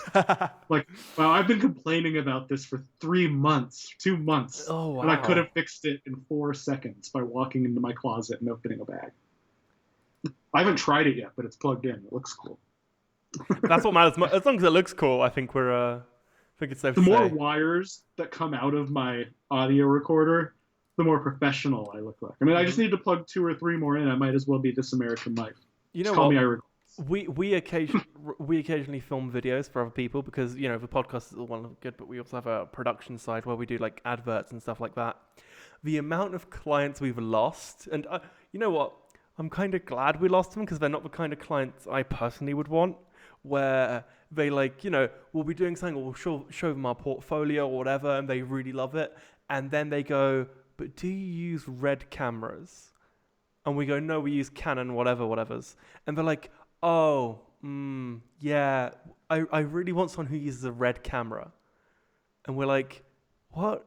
Like, that is the only thing we're missing right now, like, because they're such a big name. The moment you say you're using something that isn't Red, they're like, oh well." But I'm like, if I hear someone say they're using a Canon, I'm totally happy with that. If someone said they're using their iPhone, that is when I might be a little unhappy with the Right. quality, even though it's probably just fine. But any DSLR is going to give you a good quality result. Yeah, and it's also very much as how long as you you haven't dropped it. Yeah, and it's very much how you use the camera, right? And so we have, our videographers very much professionals in the way they handle the camera, and they know its limits and what they can and can't do with it. And so we have some gorgeous looking stuff we filmed, And, everyone is always very impressed with it until we say it was shot on a Canon, and they're like, oh, yeah, well, oh, well. And it's like, what? What do you mean? There was this great study. This has nothing to do with technology, but it is really neither is the rest of this episode, so let's talk about it. I read it online, so I used technology to learn this. Okay, there was an economics study. Economics professors did a study where they blind taste test, had all these people blind taste test wine. Right. And they I'm aware of told this. them what they cost on some, and they didn't tell what they cost on others, and they lied about the costs to others. And the number one factor that tells you how much you are going to like a wine is how much you think it costs. It has nothing to do with the actual wine quality. If you think it costs more, it will be better to you. And that's what's going on. It's like really just a mental block that's not based on reality. It's crazy that it's so wine related, because there's also a similar study, and I'm aware of this because I actually helped out with some filming and some website creation for a wine company that sells wines in the UK. There was a study. Gary V, but he's not in the UK. Well, I'm usually in the UK, unless I'm volunteering at a TV station in Georgia. So, but there was a study done where they got everyone to to taste test a couple of wines, and they told them which wine was which and how much they cost. So everyone tastes them, and they all agree that the more expensive one tastes better, and then they go, we were lying all along. They're both the same wine, just in two different glasses, and we told you they're different. And they'd come up with they all thought the one they thought was more was better. Right. And then that's not always true. And then they took it a step further, because then they gave them a red wine and a white wine, and they went, these are these wines, these are the characteristics, whatever. And so, people would taste it, they're like, oh, the red wine is more whatever red wine. I don't drink wine. Whatever makes, it's more earthy. You can taste the ground. I don't know. Hints of peach and pear, whatever, and coffee. And then that's always crazy to me. I'm like, I don't taste peach in my coffee or in my wine. I taste grapes. Right. That's what I taste. And then the white wine was, like lighter and nicer to drink. Buttery. Yeah, whatever. And then they go, sorry, we lied again. The red wine is just the white wine, but we put red dye in. Like, we just put some food dye in some red and some white wine and told you it was red wine. That's awesome. Do you know the biggest difference between red and white wine? It's how they make it. They're actually like the exact same thing. The reason that one has a color and one doesn't is how the peels work in the fermentation process and stuff. They're pretty much the same thing. It's all just grapes. It is fermented. Crazy, but they're crazy delicious stuff. I'm not much of a, so I think we've strayed so far from technology, but I feel like we're never going to get back on track. But you know what? That's just fine. Tell me about Huawei. I will tell you about Huawei right after I talk about my drink preference.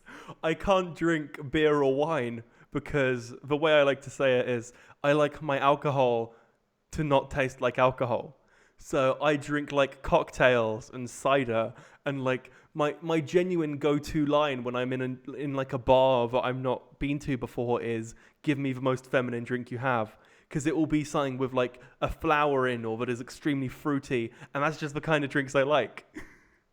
They let you live in England? Yeah, I know, crazy, right? Like I thought they like kick people out like that. Like make England great again, only beer drinkers.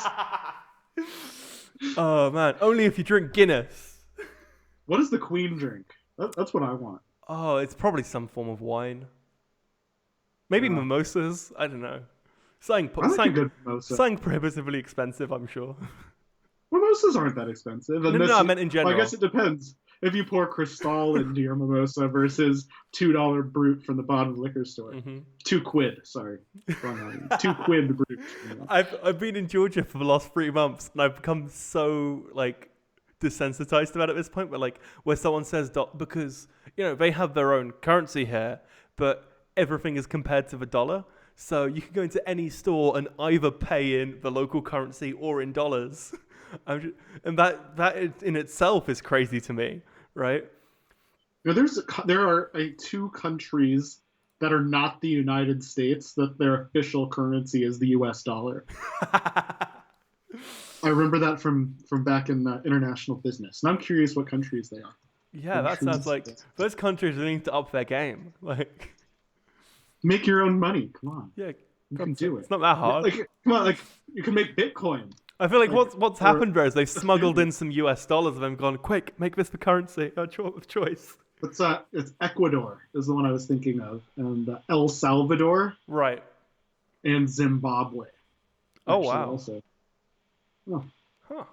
And like some of the others on the list, like Guam and American Samoa and the U.S. Virgin Islands, I get that they're like they're technically the United States. That's right. Like Gibraltar uses the pound, kind of. I got to go to Gibraltar. It was one of the best places I've ever been in my life. It's like going to England in the 1400s. Like, I haven't Admiral been. Nelson is still the bee's knees. Like, it's cool in Gibraltar. It's like old England. It is really fun. It's like the culture just stopped evolving at a certain point there, and stayed. That era. The Battle of Trafalgar, things like that. Things that Americans don't even learn about in school. That's what they get excited about in Gibraltar. Right. So I think we're gonna have to do it. I think we're gonna have to go back to tech topics. So Huawei got people to write fake reviews for an unreleased phone.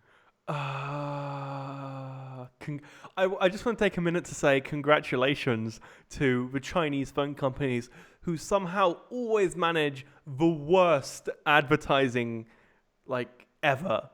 Because there was OnePlus have had some of the shadiest advertising you've ever seen. They had Smash the Past, where they encouraged people to destroy their old phones for a free OnePlus One. They had a second one which was also highly debated, which was called Ladies First. And the idea being, if you're a female, you took a selfie with like the OnePlus logo or whatever, and again, you'd be like put to the front of the line to get the phone first. And it was just like, I like the smash your phones thing. I mean, that you get some good viral video out of that. Yeah, no. So what they did is you'd tell them how you would smash your phone, and then they'd pick you. And you'd smash it, and they'd give you a OnePlus One. The difference being, the issue being, people didn't realize you had to submit your idea first.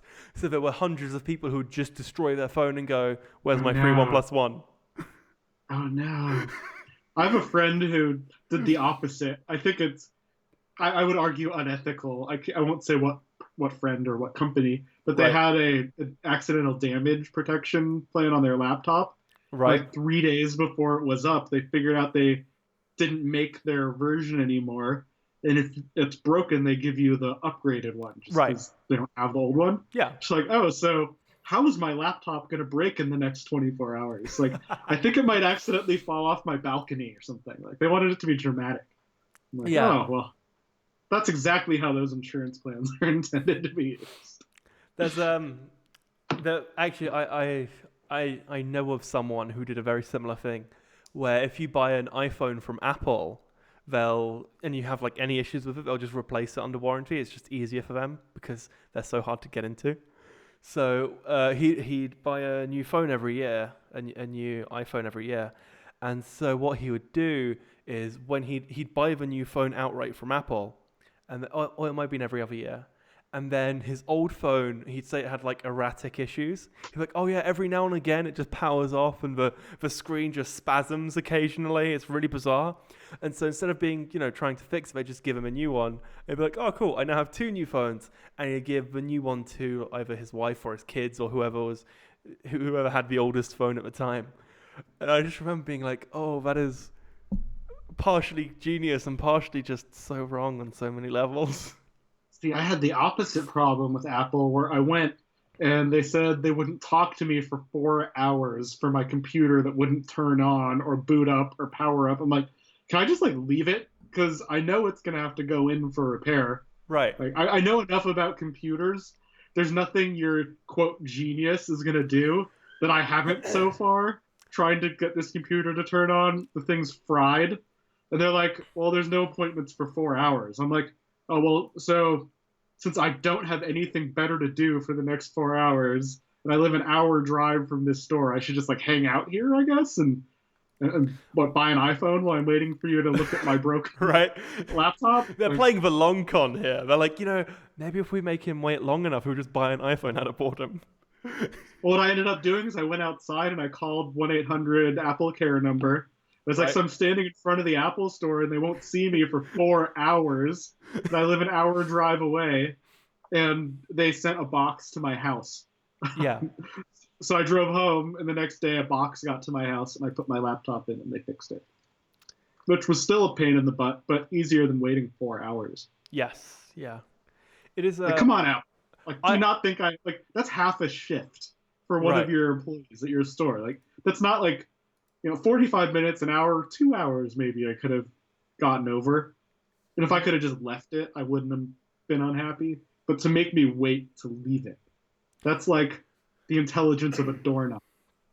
And the crazy thing, I had a similar thing with this phone actually, where so I've had a whole debacle with this phone, and so there's like a series of like 6 videos on the channel where I've just been like 2 of them are just me berating Samsung, and it's gotten to the point where whenever a Samsung employee like sees me, they know who I am.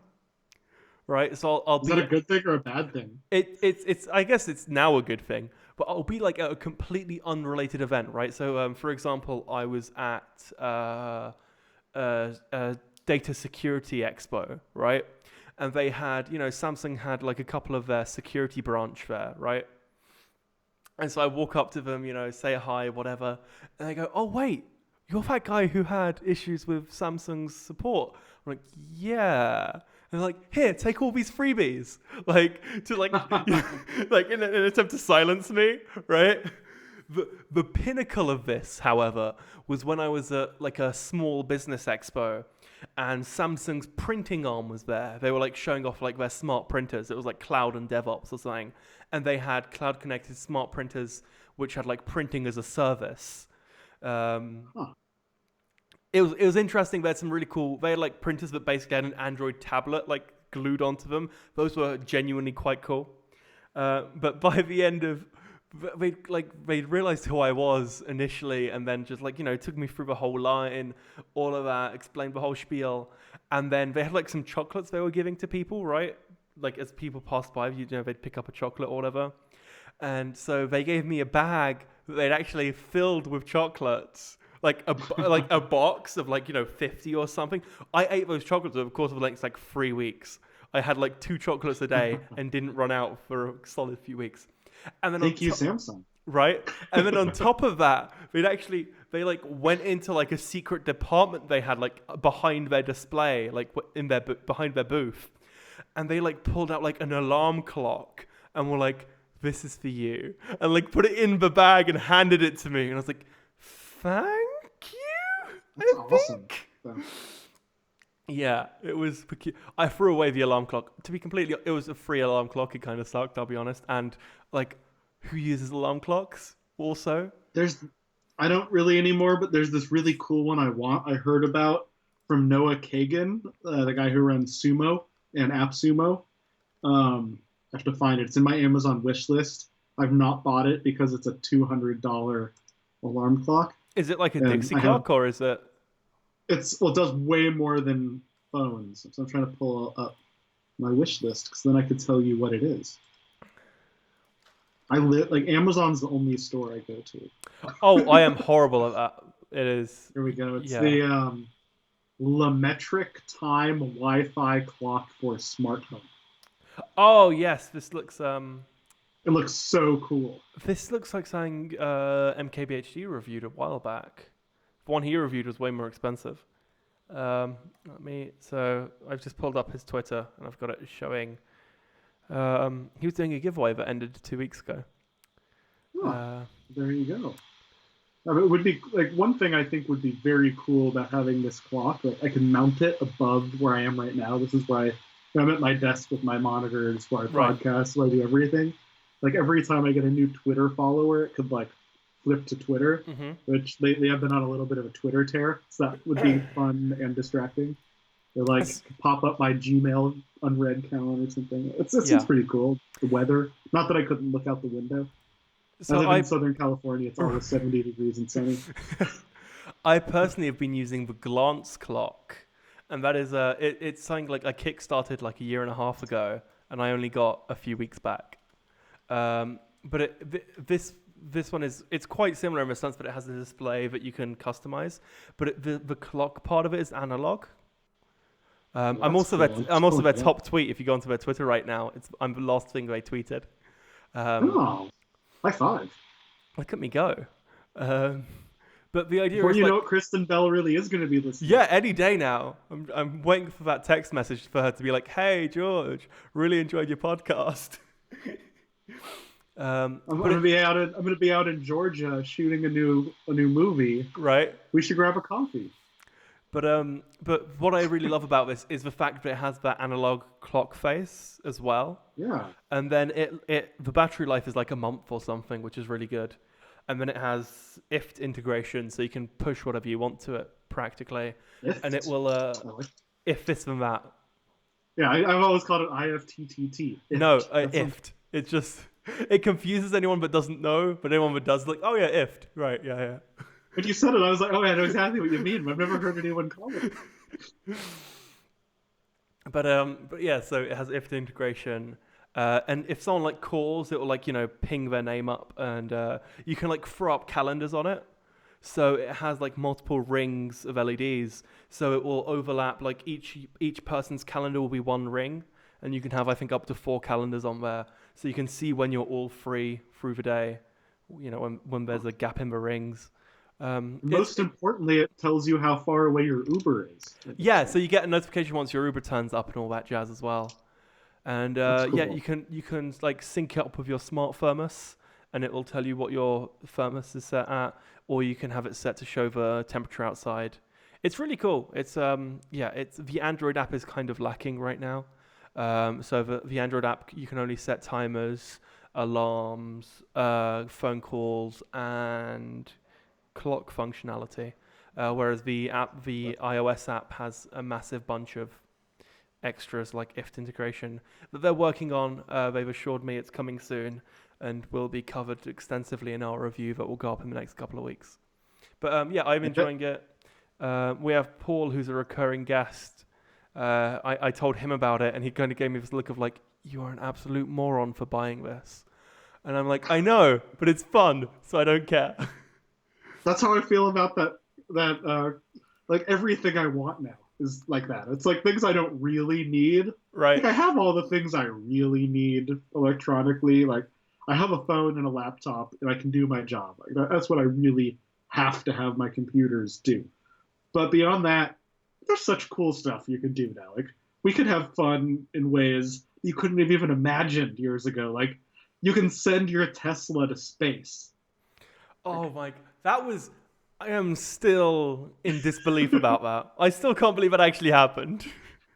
That's like, there's actually a launch, I think it's tonight for me at 4:30 in the morning, or it was like 6 hours ago at 4:30 in the morning.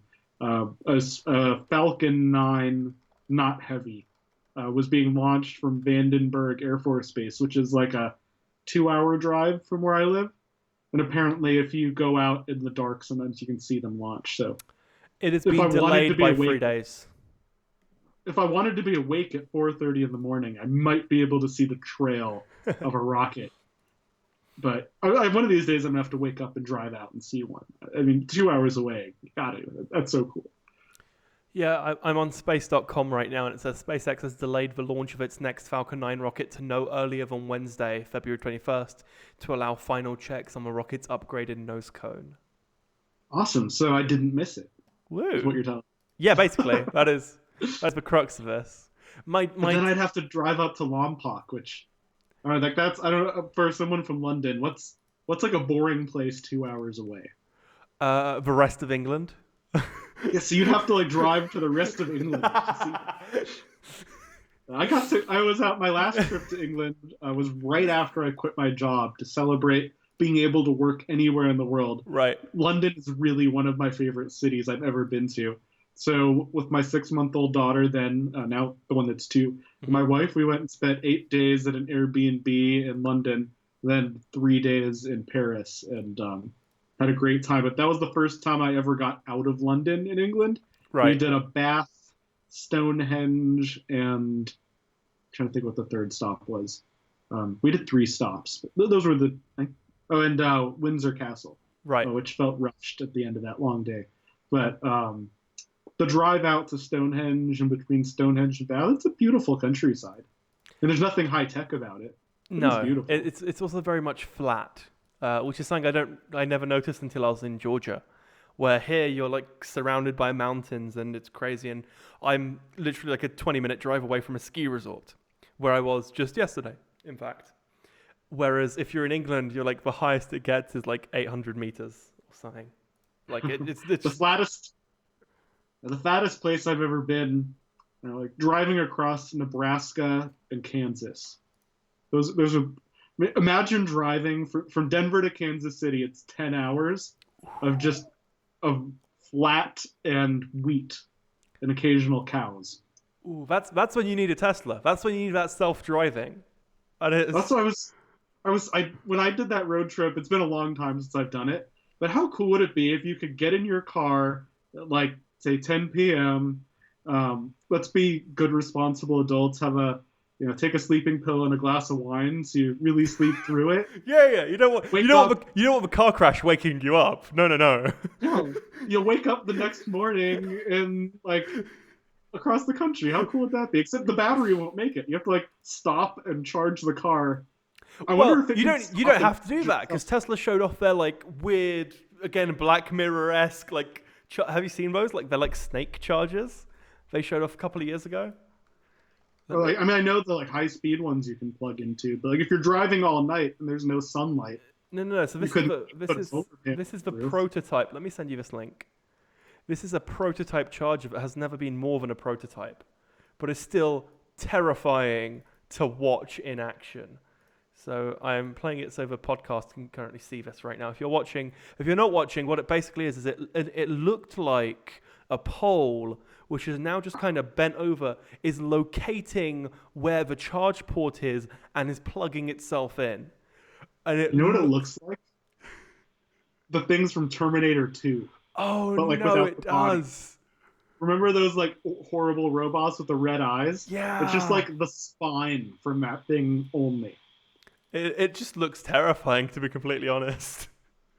But how cool is that? Like, I'm watching it right now. That's pretty cool. See, imagine if you could do that at the gas station instead of, like, going and putting gas in your car. Right. Although there are 2 states in the United States. It's Oregon and New Jersey. I've heard about this. There's a massive debate because they want to keep that. Because the locals are like, you're expecting me to fill up my own car? They're like outraged. I lived in Portland for 2 years. I was like, this is nuts. Like, it also drives the cost of gas up because you're having to pay someone to fill up your car. If you look at the economics of it, the good thing about it is it creates jobs for sure, and because it's like getting someone a job who would not have one likely to be filling up your car. Like, come on, it's not that hard. Like, put your credit card in, pull it out, put the thing in your car. Silly. It is very bizarre, to be blatantly honest. It is. Like, I lived there. Like, it was the weirdest thing when I moved to Oregon. And I pulled into a gas station and got out to fill up my car. There was a guy standing there like, what are you doing? Yeah, because putting fuel in my car. Because my understanding is they're also really crazy when you do try it. They're like, what the hell are you doing? You're trying to fill up your own car? You could die. Well, they like talk about how it's like they have to go through environmental and safety training to be the guy who fills up your car. No. Like, what is it? Is it don't top up the tank and don't be on your cell phone when you're filling your car? Oh my God. I can only imagine like there being a similar, like, imagine if you had someone who like zip tied stuff, right? But that's like an equal level of risk. Like imagine like, you know how we have these fabric ties, right, on our cables right now? Imagine if we had to hire someone to do that for us and they had to go through training to be like, make sure you don't catch your finger in the tie so that we don't have to like sever your finger, right? It's like you that have to like level have of... an expert, use the microwave for you because you could like accidentally put like metal or a small animal in it or something. Please don't do that. That would Don't be bad. put animals Both of in those microwaves. things. It's not good for their health. No. And don't put metal in microwaves because it's not good for your health. Or the microwave self. Don't. Have you ever seen? There's this awesome series of videos. This is tech related, really. It's YouTube, Kind so of. it technically is. Go on. Yes, it's called Will It Blend? Yeah, Have you heard of that? course. Will It Blend? It is the most memed YouTube channel I've ever seen. It is hilarious. I love how when they do like the iPhones and stuff like Mhm. that to see what'll happen at the end. They're like, iPhone dust, don't breathe that. Right, let me just in case you somehow don't know what this is, considering the iPhone 6 Plus video from 4 years ago has 6 million views, you have no way of not knowing who this like what this is. So this is some My Will It favorite- Blend. Let me see what the most viewed video is, because I'm intrigued. They have almost 1 million subscribers. Wow. For a blender, Blend-Tech blenders. Right. That's the crazy thing, right? My It's favorite it's a baby- company that runs... The iPad is the most blended thing, and it's 18 million views. I liked, they did one a few years ago with Chuck Norris, and they put in a Chuck Norris action figure and bad guy action figures. And they blended them all, and everything blended but Chuck Norris. Oh, that is... I'm not even surprised, actually.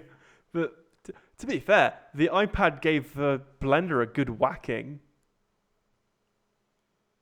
It's crazy how they've had the same host for this, like for the last 8 years, or however long this has been going on. 10 years. Like, we've had the same one guy hosting it. Like, that is some real job commitment right there. I mean, that speaks to both the strength of Apple products and the weaknesses of Apple products. Yeah, they're really good until you put them in a blender. Or you try to charge them in a microwave. Did you see that? That was a thing a couple of years ago. I think I did see that one. That's why I thought of the blender. It's like iPhone in the microwave. Some people are idiots. Is the core takeaway of that news story. And on the subject of people being idiots, let's finish on actual news, on actual technology news. This has been the single least productive episode of a Snappy-Tech podcast in terms of like just news coverage we've probably ever had. And you know what? I'm completely fine with that. So let's end with... I don't know if I should be proud or ashamed. Oh no, you should be proud. Definitely proud. I hope listeners and watchers, even if you...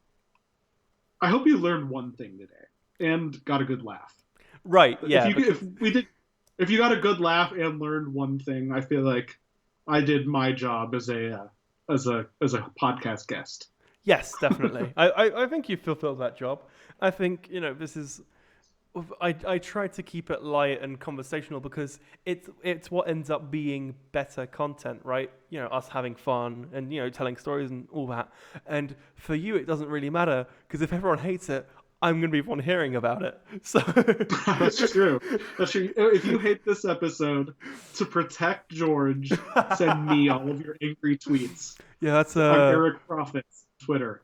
And I will then retweet them and mention George every single time, so he knows also. And you'll add an extra layer, like, oh no, George enticed me to talk about this. It's all his fault. Like, you'll make sure everyone knows. What really enticed it was I normally maximize my caffeine intake, like 1 can of Coke in the morning. Right. And this is number 2, and it's almost empty. So I'm at double energy. Oh no. That is what's fueling my ADD morning. I feel Or evening if you're in Yeah, in you're my case, outraged. it's just gone past midnight, so for me, it's evening. And I just got noon. Are we 12 hours apart We are exactly? 12 hours apart. Yeah. From I California to Georgia. Yeah, I noticed that as we were trying to schedule this, because I was giving you times in GMT, but I was fully aware that I'm 4 hours ahead. So I'd be like, oh yeah, that's 8 p.m. GMT, and you'd be like, oh yeah, that's 12 o'clock, and I was like, oh, that puts you at precisely 12 hours ahead or behind. That's I pretty guess. cool though. We're like, you could go either way around the globe from either of us, and you couldn't get farther than we are from each other. And not only that, but it also means that at least one of us is always going to be awake. More or less, right? That's true. And so it does also give you like the least overlap, like between if we wanted to get in touch with each other, you have the smallest window. Because between like 7 and like 6:30 and 10, 7, Right. 9. Because if I hypothetically went to sleep at 10 p.m. at night, which I definitely do not, but if I did, right, we'd have like If I'm 2, awake at 3 10 hours of p.m. conversation. Here, when you have kids, man, like if I see 4 hours on the clock with a PM, that is rare. Like 4 numbers on my clock. Right. I'm up past 9:59. I used to remember being excited when I saw it change from AM to PM or PM to AM. Right. But now I'm like, I'm never going to be awake at midnight. Come on. Like, I didn't even make it to midnight on New Year's. Oh, I am actually we need to get you. We need to get you on a talk podcast at some point. So on Wednesdays we have a talk show. So it's like this, but we just talk about our lives, which I can handle that. Right? I'll have 3 caffeinated beverages before and we'll go wild. I'll have a coffee. I'll have a Starbucks like you, and I'll be like. This isn't even a start. This is actually. So Georgia don't do coffee very well. Like all the coffee here tastes like trash. So I brought this with me from the UK. This is like pre-done like coffee, but you just add water to and it becomes a latte. And then this cup is also brought with me from the UK. It's like a reusable Starbucks cup. It was actually made of plastic. And purely because I like the size of it and the ability to use this. So I just use this for my coffee. In reality, I hate Starbucks. My very first time overseas, where I crossed an ocean, I was on the way to Israel, or the first time I went alone overseas, so not my first time, but the first time I went by myself, Right. I changed planes in London at Heathrow. I'd never been to England, and I got off the plane, and right across from the gate was a Starbucks. Like, are you serious? Yeah, that sounds about right. I had to cross the entire world to get to the exact same coffee shop that is within a mile of where I live at home. Oh, it is crazy. Yeah, they do that. Those Starbucks. And I went to Vancouver, and it's not like this anymore. But there was a corner with a Starbucks on every one of the 4 corners. There's a very similar thing. There's along the road. There's a train station near where I live. So whenever I'm going into central London, because we live in roughly the outskirts, so if I'm going into central London, there's actually a Costa Coffee. It's not quite a Starbucks. There's a Costa Coffee on either side of a road. And the idea being, if you're going to work, you'll go to it via one side via one Costa. And if you're going from work, it's actually on the other side. So you end up like going past it either way. Well, if you keep your receipt, you can go back in the afternoon for a discount on your Frappuccino or whatever. Yeah, I just use the phone app personally. I use the app. But it's hilarious. So here's a good tech tie-in for Starbucks. A year, or I guess now 2 or so years ago, Starbucks Wi-Fi, at least in the US, I don't know if this was worldwide, all switched from an old provider to Wi-Fi powered by Google. Right. I say that in quotation marks because it was actually powered by Level 3 Communications where I worked at the time. And I was involved in that. Google just stick their name on it. But it's really Google. Well, Google is partnered in it, so you see Right. Google. But it's really Level 3 is fiber. But that was kind of a cool project that Starbucks did because you really can just like go to any Starbucks and use your laptop, and you're supposed to get a drink, but they don't really enforce it unless you're causing trouble. That's a pretty neat thing. You can go almost anywhere in the Western developed world and get free Wi-Fi for your laptop. It's crazy how you can get it pretty much anywhere now as well. Like, even being in Georgia, there is free Wi-Fi almost everywhere.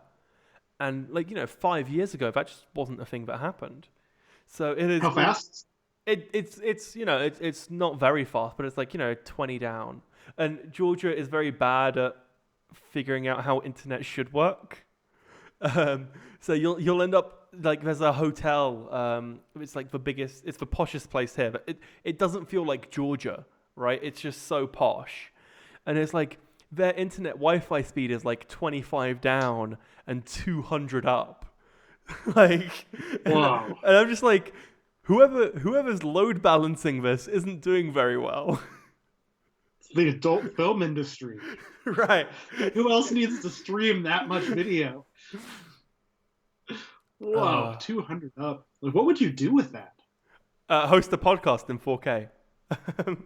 That's it. There we go. And it all comes full circle. Oh man. So let's quickly talk about Huawei, and then we can wrap it, because it's been a wonderful show. We did have a bit of an outage halfway through, though, to be fair, 20 minutes in. So we've not quite hit 2 hours, which is usually where I'm like, okay, now we have to stop. So the very fast version of the Huawei thing. Yeah. I really think it was a Russian troll factory that wrote all the fake reviews. It wasn't, though. That's the crazy thing. So basically what happened was... It was a Chinese troll factory. Yeah, it was a Chinese troll factory. But Huawei said that they were going to offer 9 phones to members of the public in a public beta thing. And to get a phone, what you had to do is go onto the Best Buy, or to potentially get a phone, is to go onto the Best Buy website, onto their pre-order page, and leave a review saying how you would use the device. Which isn't quite how reviews work, you may notice. If you go on a website, especially when there are movies, or when there's a device that hasn't released yet and it has 15 reviews that are I can't wait to use this device. I'm just that's not how reviews work. Please look up the word review in the dictionary to understand what this should be. It was interesting, and then Best Buy obviously took down all the fake reviews, claiming their policy disallowed advertisements, spam content, or references to other products, offers, or websites, because it was almost by definition an advertisement. And it was, again, I think we're just, as I said, OnePlus had a couple of these really stupid ways of advertising their phones. It was just dumb. And there are occasions where boards come up with decisions that they think are good, that I'm there are multiple people who approved this. It's not one engineer went rogue and it happened. There was a meeting where there were 20 people sat down and everyone said, yes, this is a great idea. Or do you think it was just one person who was this is a good idea and do it? I feel if it was a smaller company, I'd say yes.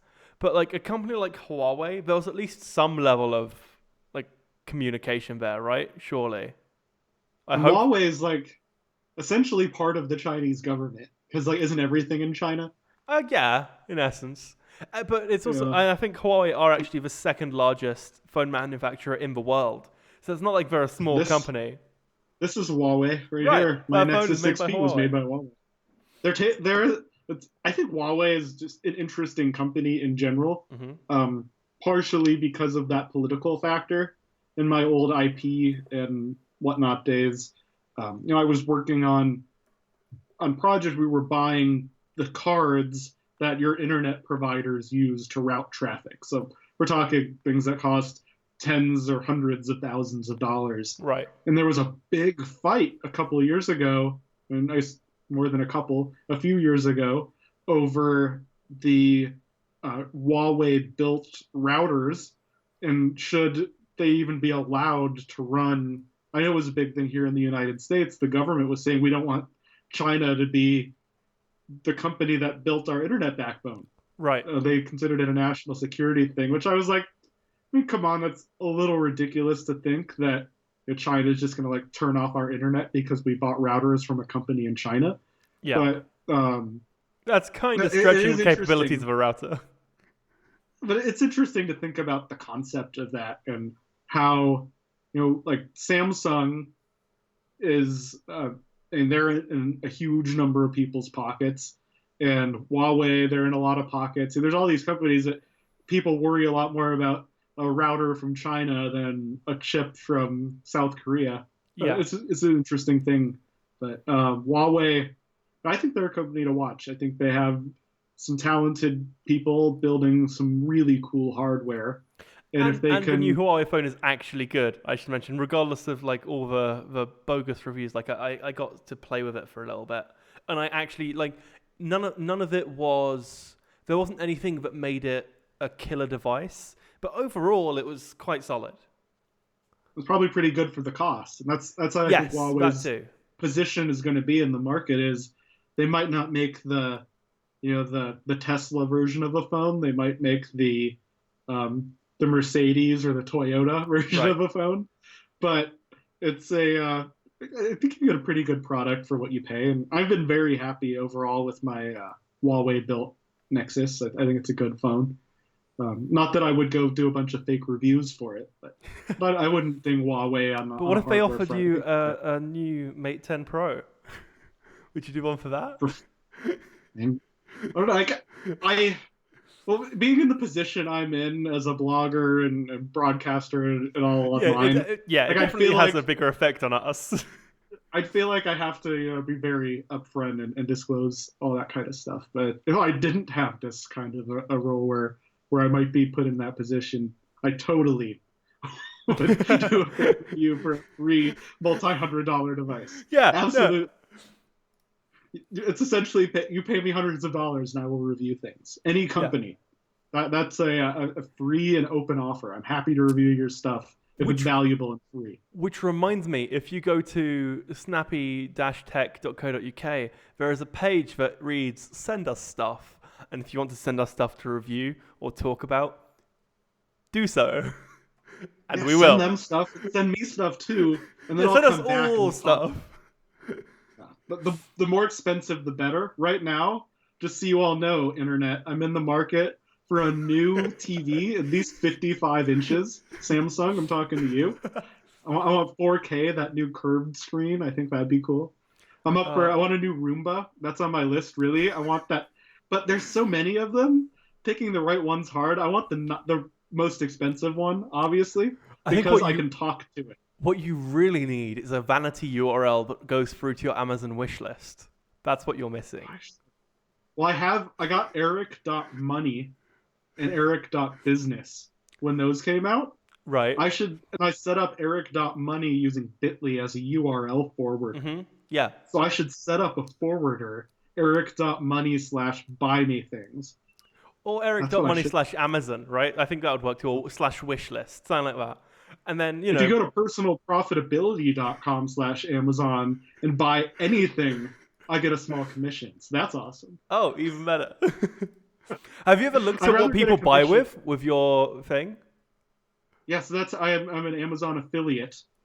So if they go through that link specifically, or I can link to specific products, then I get a small portion of the cost, like 2 to 6%, depending on what it is. But you also get to look at everything they bought, right? You get to see what was bought with that link. Have you ever looked at that list? Yes, and it is awesome. Because what is the most bizarre thing on that list? That's what I want to know. Let's pull it up. Amazon Associates. Because how it works for the uninitiated is when you click that link, like it sticks around for like a few hours. So it's not like they clicked that link and immediately bought the things. Like they could go away, whatever. But that token sticks around for a while. Tools, reports. Here we go. Apparently, I need to update my payment information. Ooh. So it's a good thing I logged in. Thanks for that reminder. History. It's funny. One of the best ones. Someone bought a keyboard using my link. Was that it was a really good expensive. keyboard? It was like this fancy Microsoft curved keyboard that was like $300.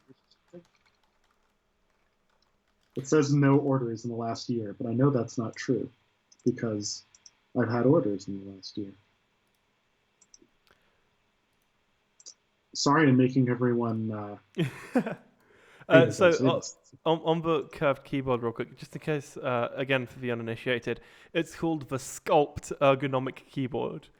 So let me pull up an image. It doesn't look very well. It looks very sculpted. It doesn't look very ergonomic, or at least the mouse part of it doesn't. This is the Sculpt ergonomic keyboard. There's a nice hole in the middle of it because that's what keyboards were missing, obviously. They do not make it easy to see this list right now. Yeah, apparently not. Showing me the last 90 days very easily. People don't buy enough stuff on my my account. So clearly, you need to go to personalprofitability.com/Amazon and buy stuff right now, and then we'll Lots of stuff. and then we'll discuss your purchases next week. Well, maybe not next week. Next time we have Eric on. So, thank you. It's not letting me generate the report. But thank you, everyone. It's a fun thing. Someday I'll figure it out. Thank you so much for coming on, Eric. Where is the best place for people to find you? Where should they all go? The best place, if you want to just talk to me, Twitter. I'm Eric Profits on Twitter. I'm on there way too much, as Rescue Time has told me. You can also go to personalprofitability.com. That's my blog and podcast. The new podcast I mentioned at the beginning is Oh No We Didn't. Or you can always just go to ericrosenberg.com. There's a contact form there to send me an email, and I would love to hear from you and say hello. So go say hello to him. Also, again, go to that contact form and send all of your hate for this episode to that contact form, because it had nothing to do with me. Twitter. Or so then Twitter. I can mention you back. Yeah, if you do it on Twitter, then I get implicated as well. So definitely do it via the contact form. I want to implicate as many people as possible. Thank you so much for joining us. As always, we are live every Sunday from 6 p.m. However, we're not anymore, because next week I will be back in England. So as of next week, we'll be moving the time back forward or back. Is it backwards or forward? I guess it's backwards. We're moving it back to 8 p.m. every Sunday GMT. Every Wednesday 8 p.m. GMT, we will have the Snappy-Talk podcast. The next episode of this Wednesday will be on 6 still, because I'm not in Georgia until Sunday. So join us there. If you want to join us live, it's snpy.tech/live. If you want to follow me on Twitter, it's /Twitter. If you want to follow me on Snapchat, it's /Snapchat. You can go to our new Patreon and Coffee pages, which is snpy.tech/Patreon or /Coffee. They're actually in the bottom bit of this thing. I've updated the social bar. Look at me go. I've been so productive this week. Eric, thank you so much for joining us. We will see you all next week, hopefully, where it will be... Oh, we have Emily and Paul on next week. So do come join us for that. Because they haven't been on for a while. They're the two main recurring guests who have been kind of sidelined, as we've had some wonderful new guests on recently. So if you miss Emily and Paul, I know I do join us next week for some fun tech news. We will see you then. Bye.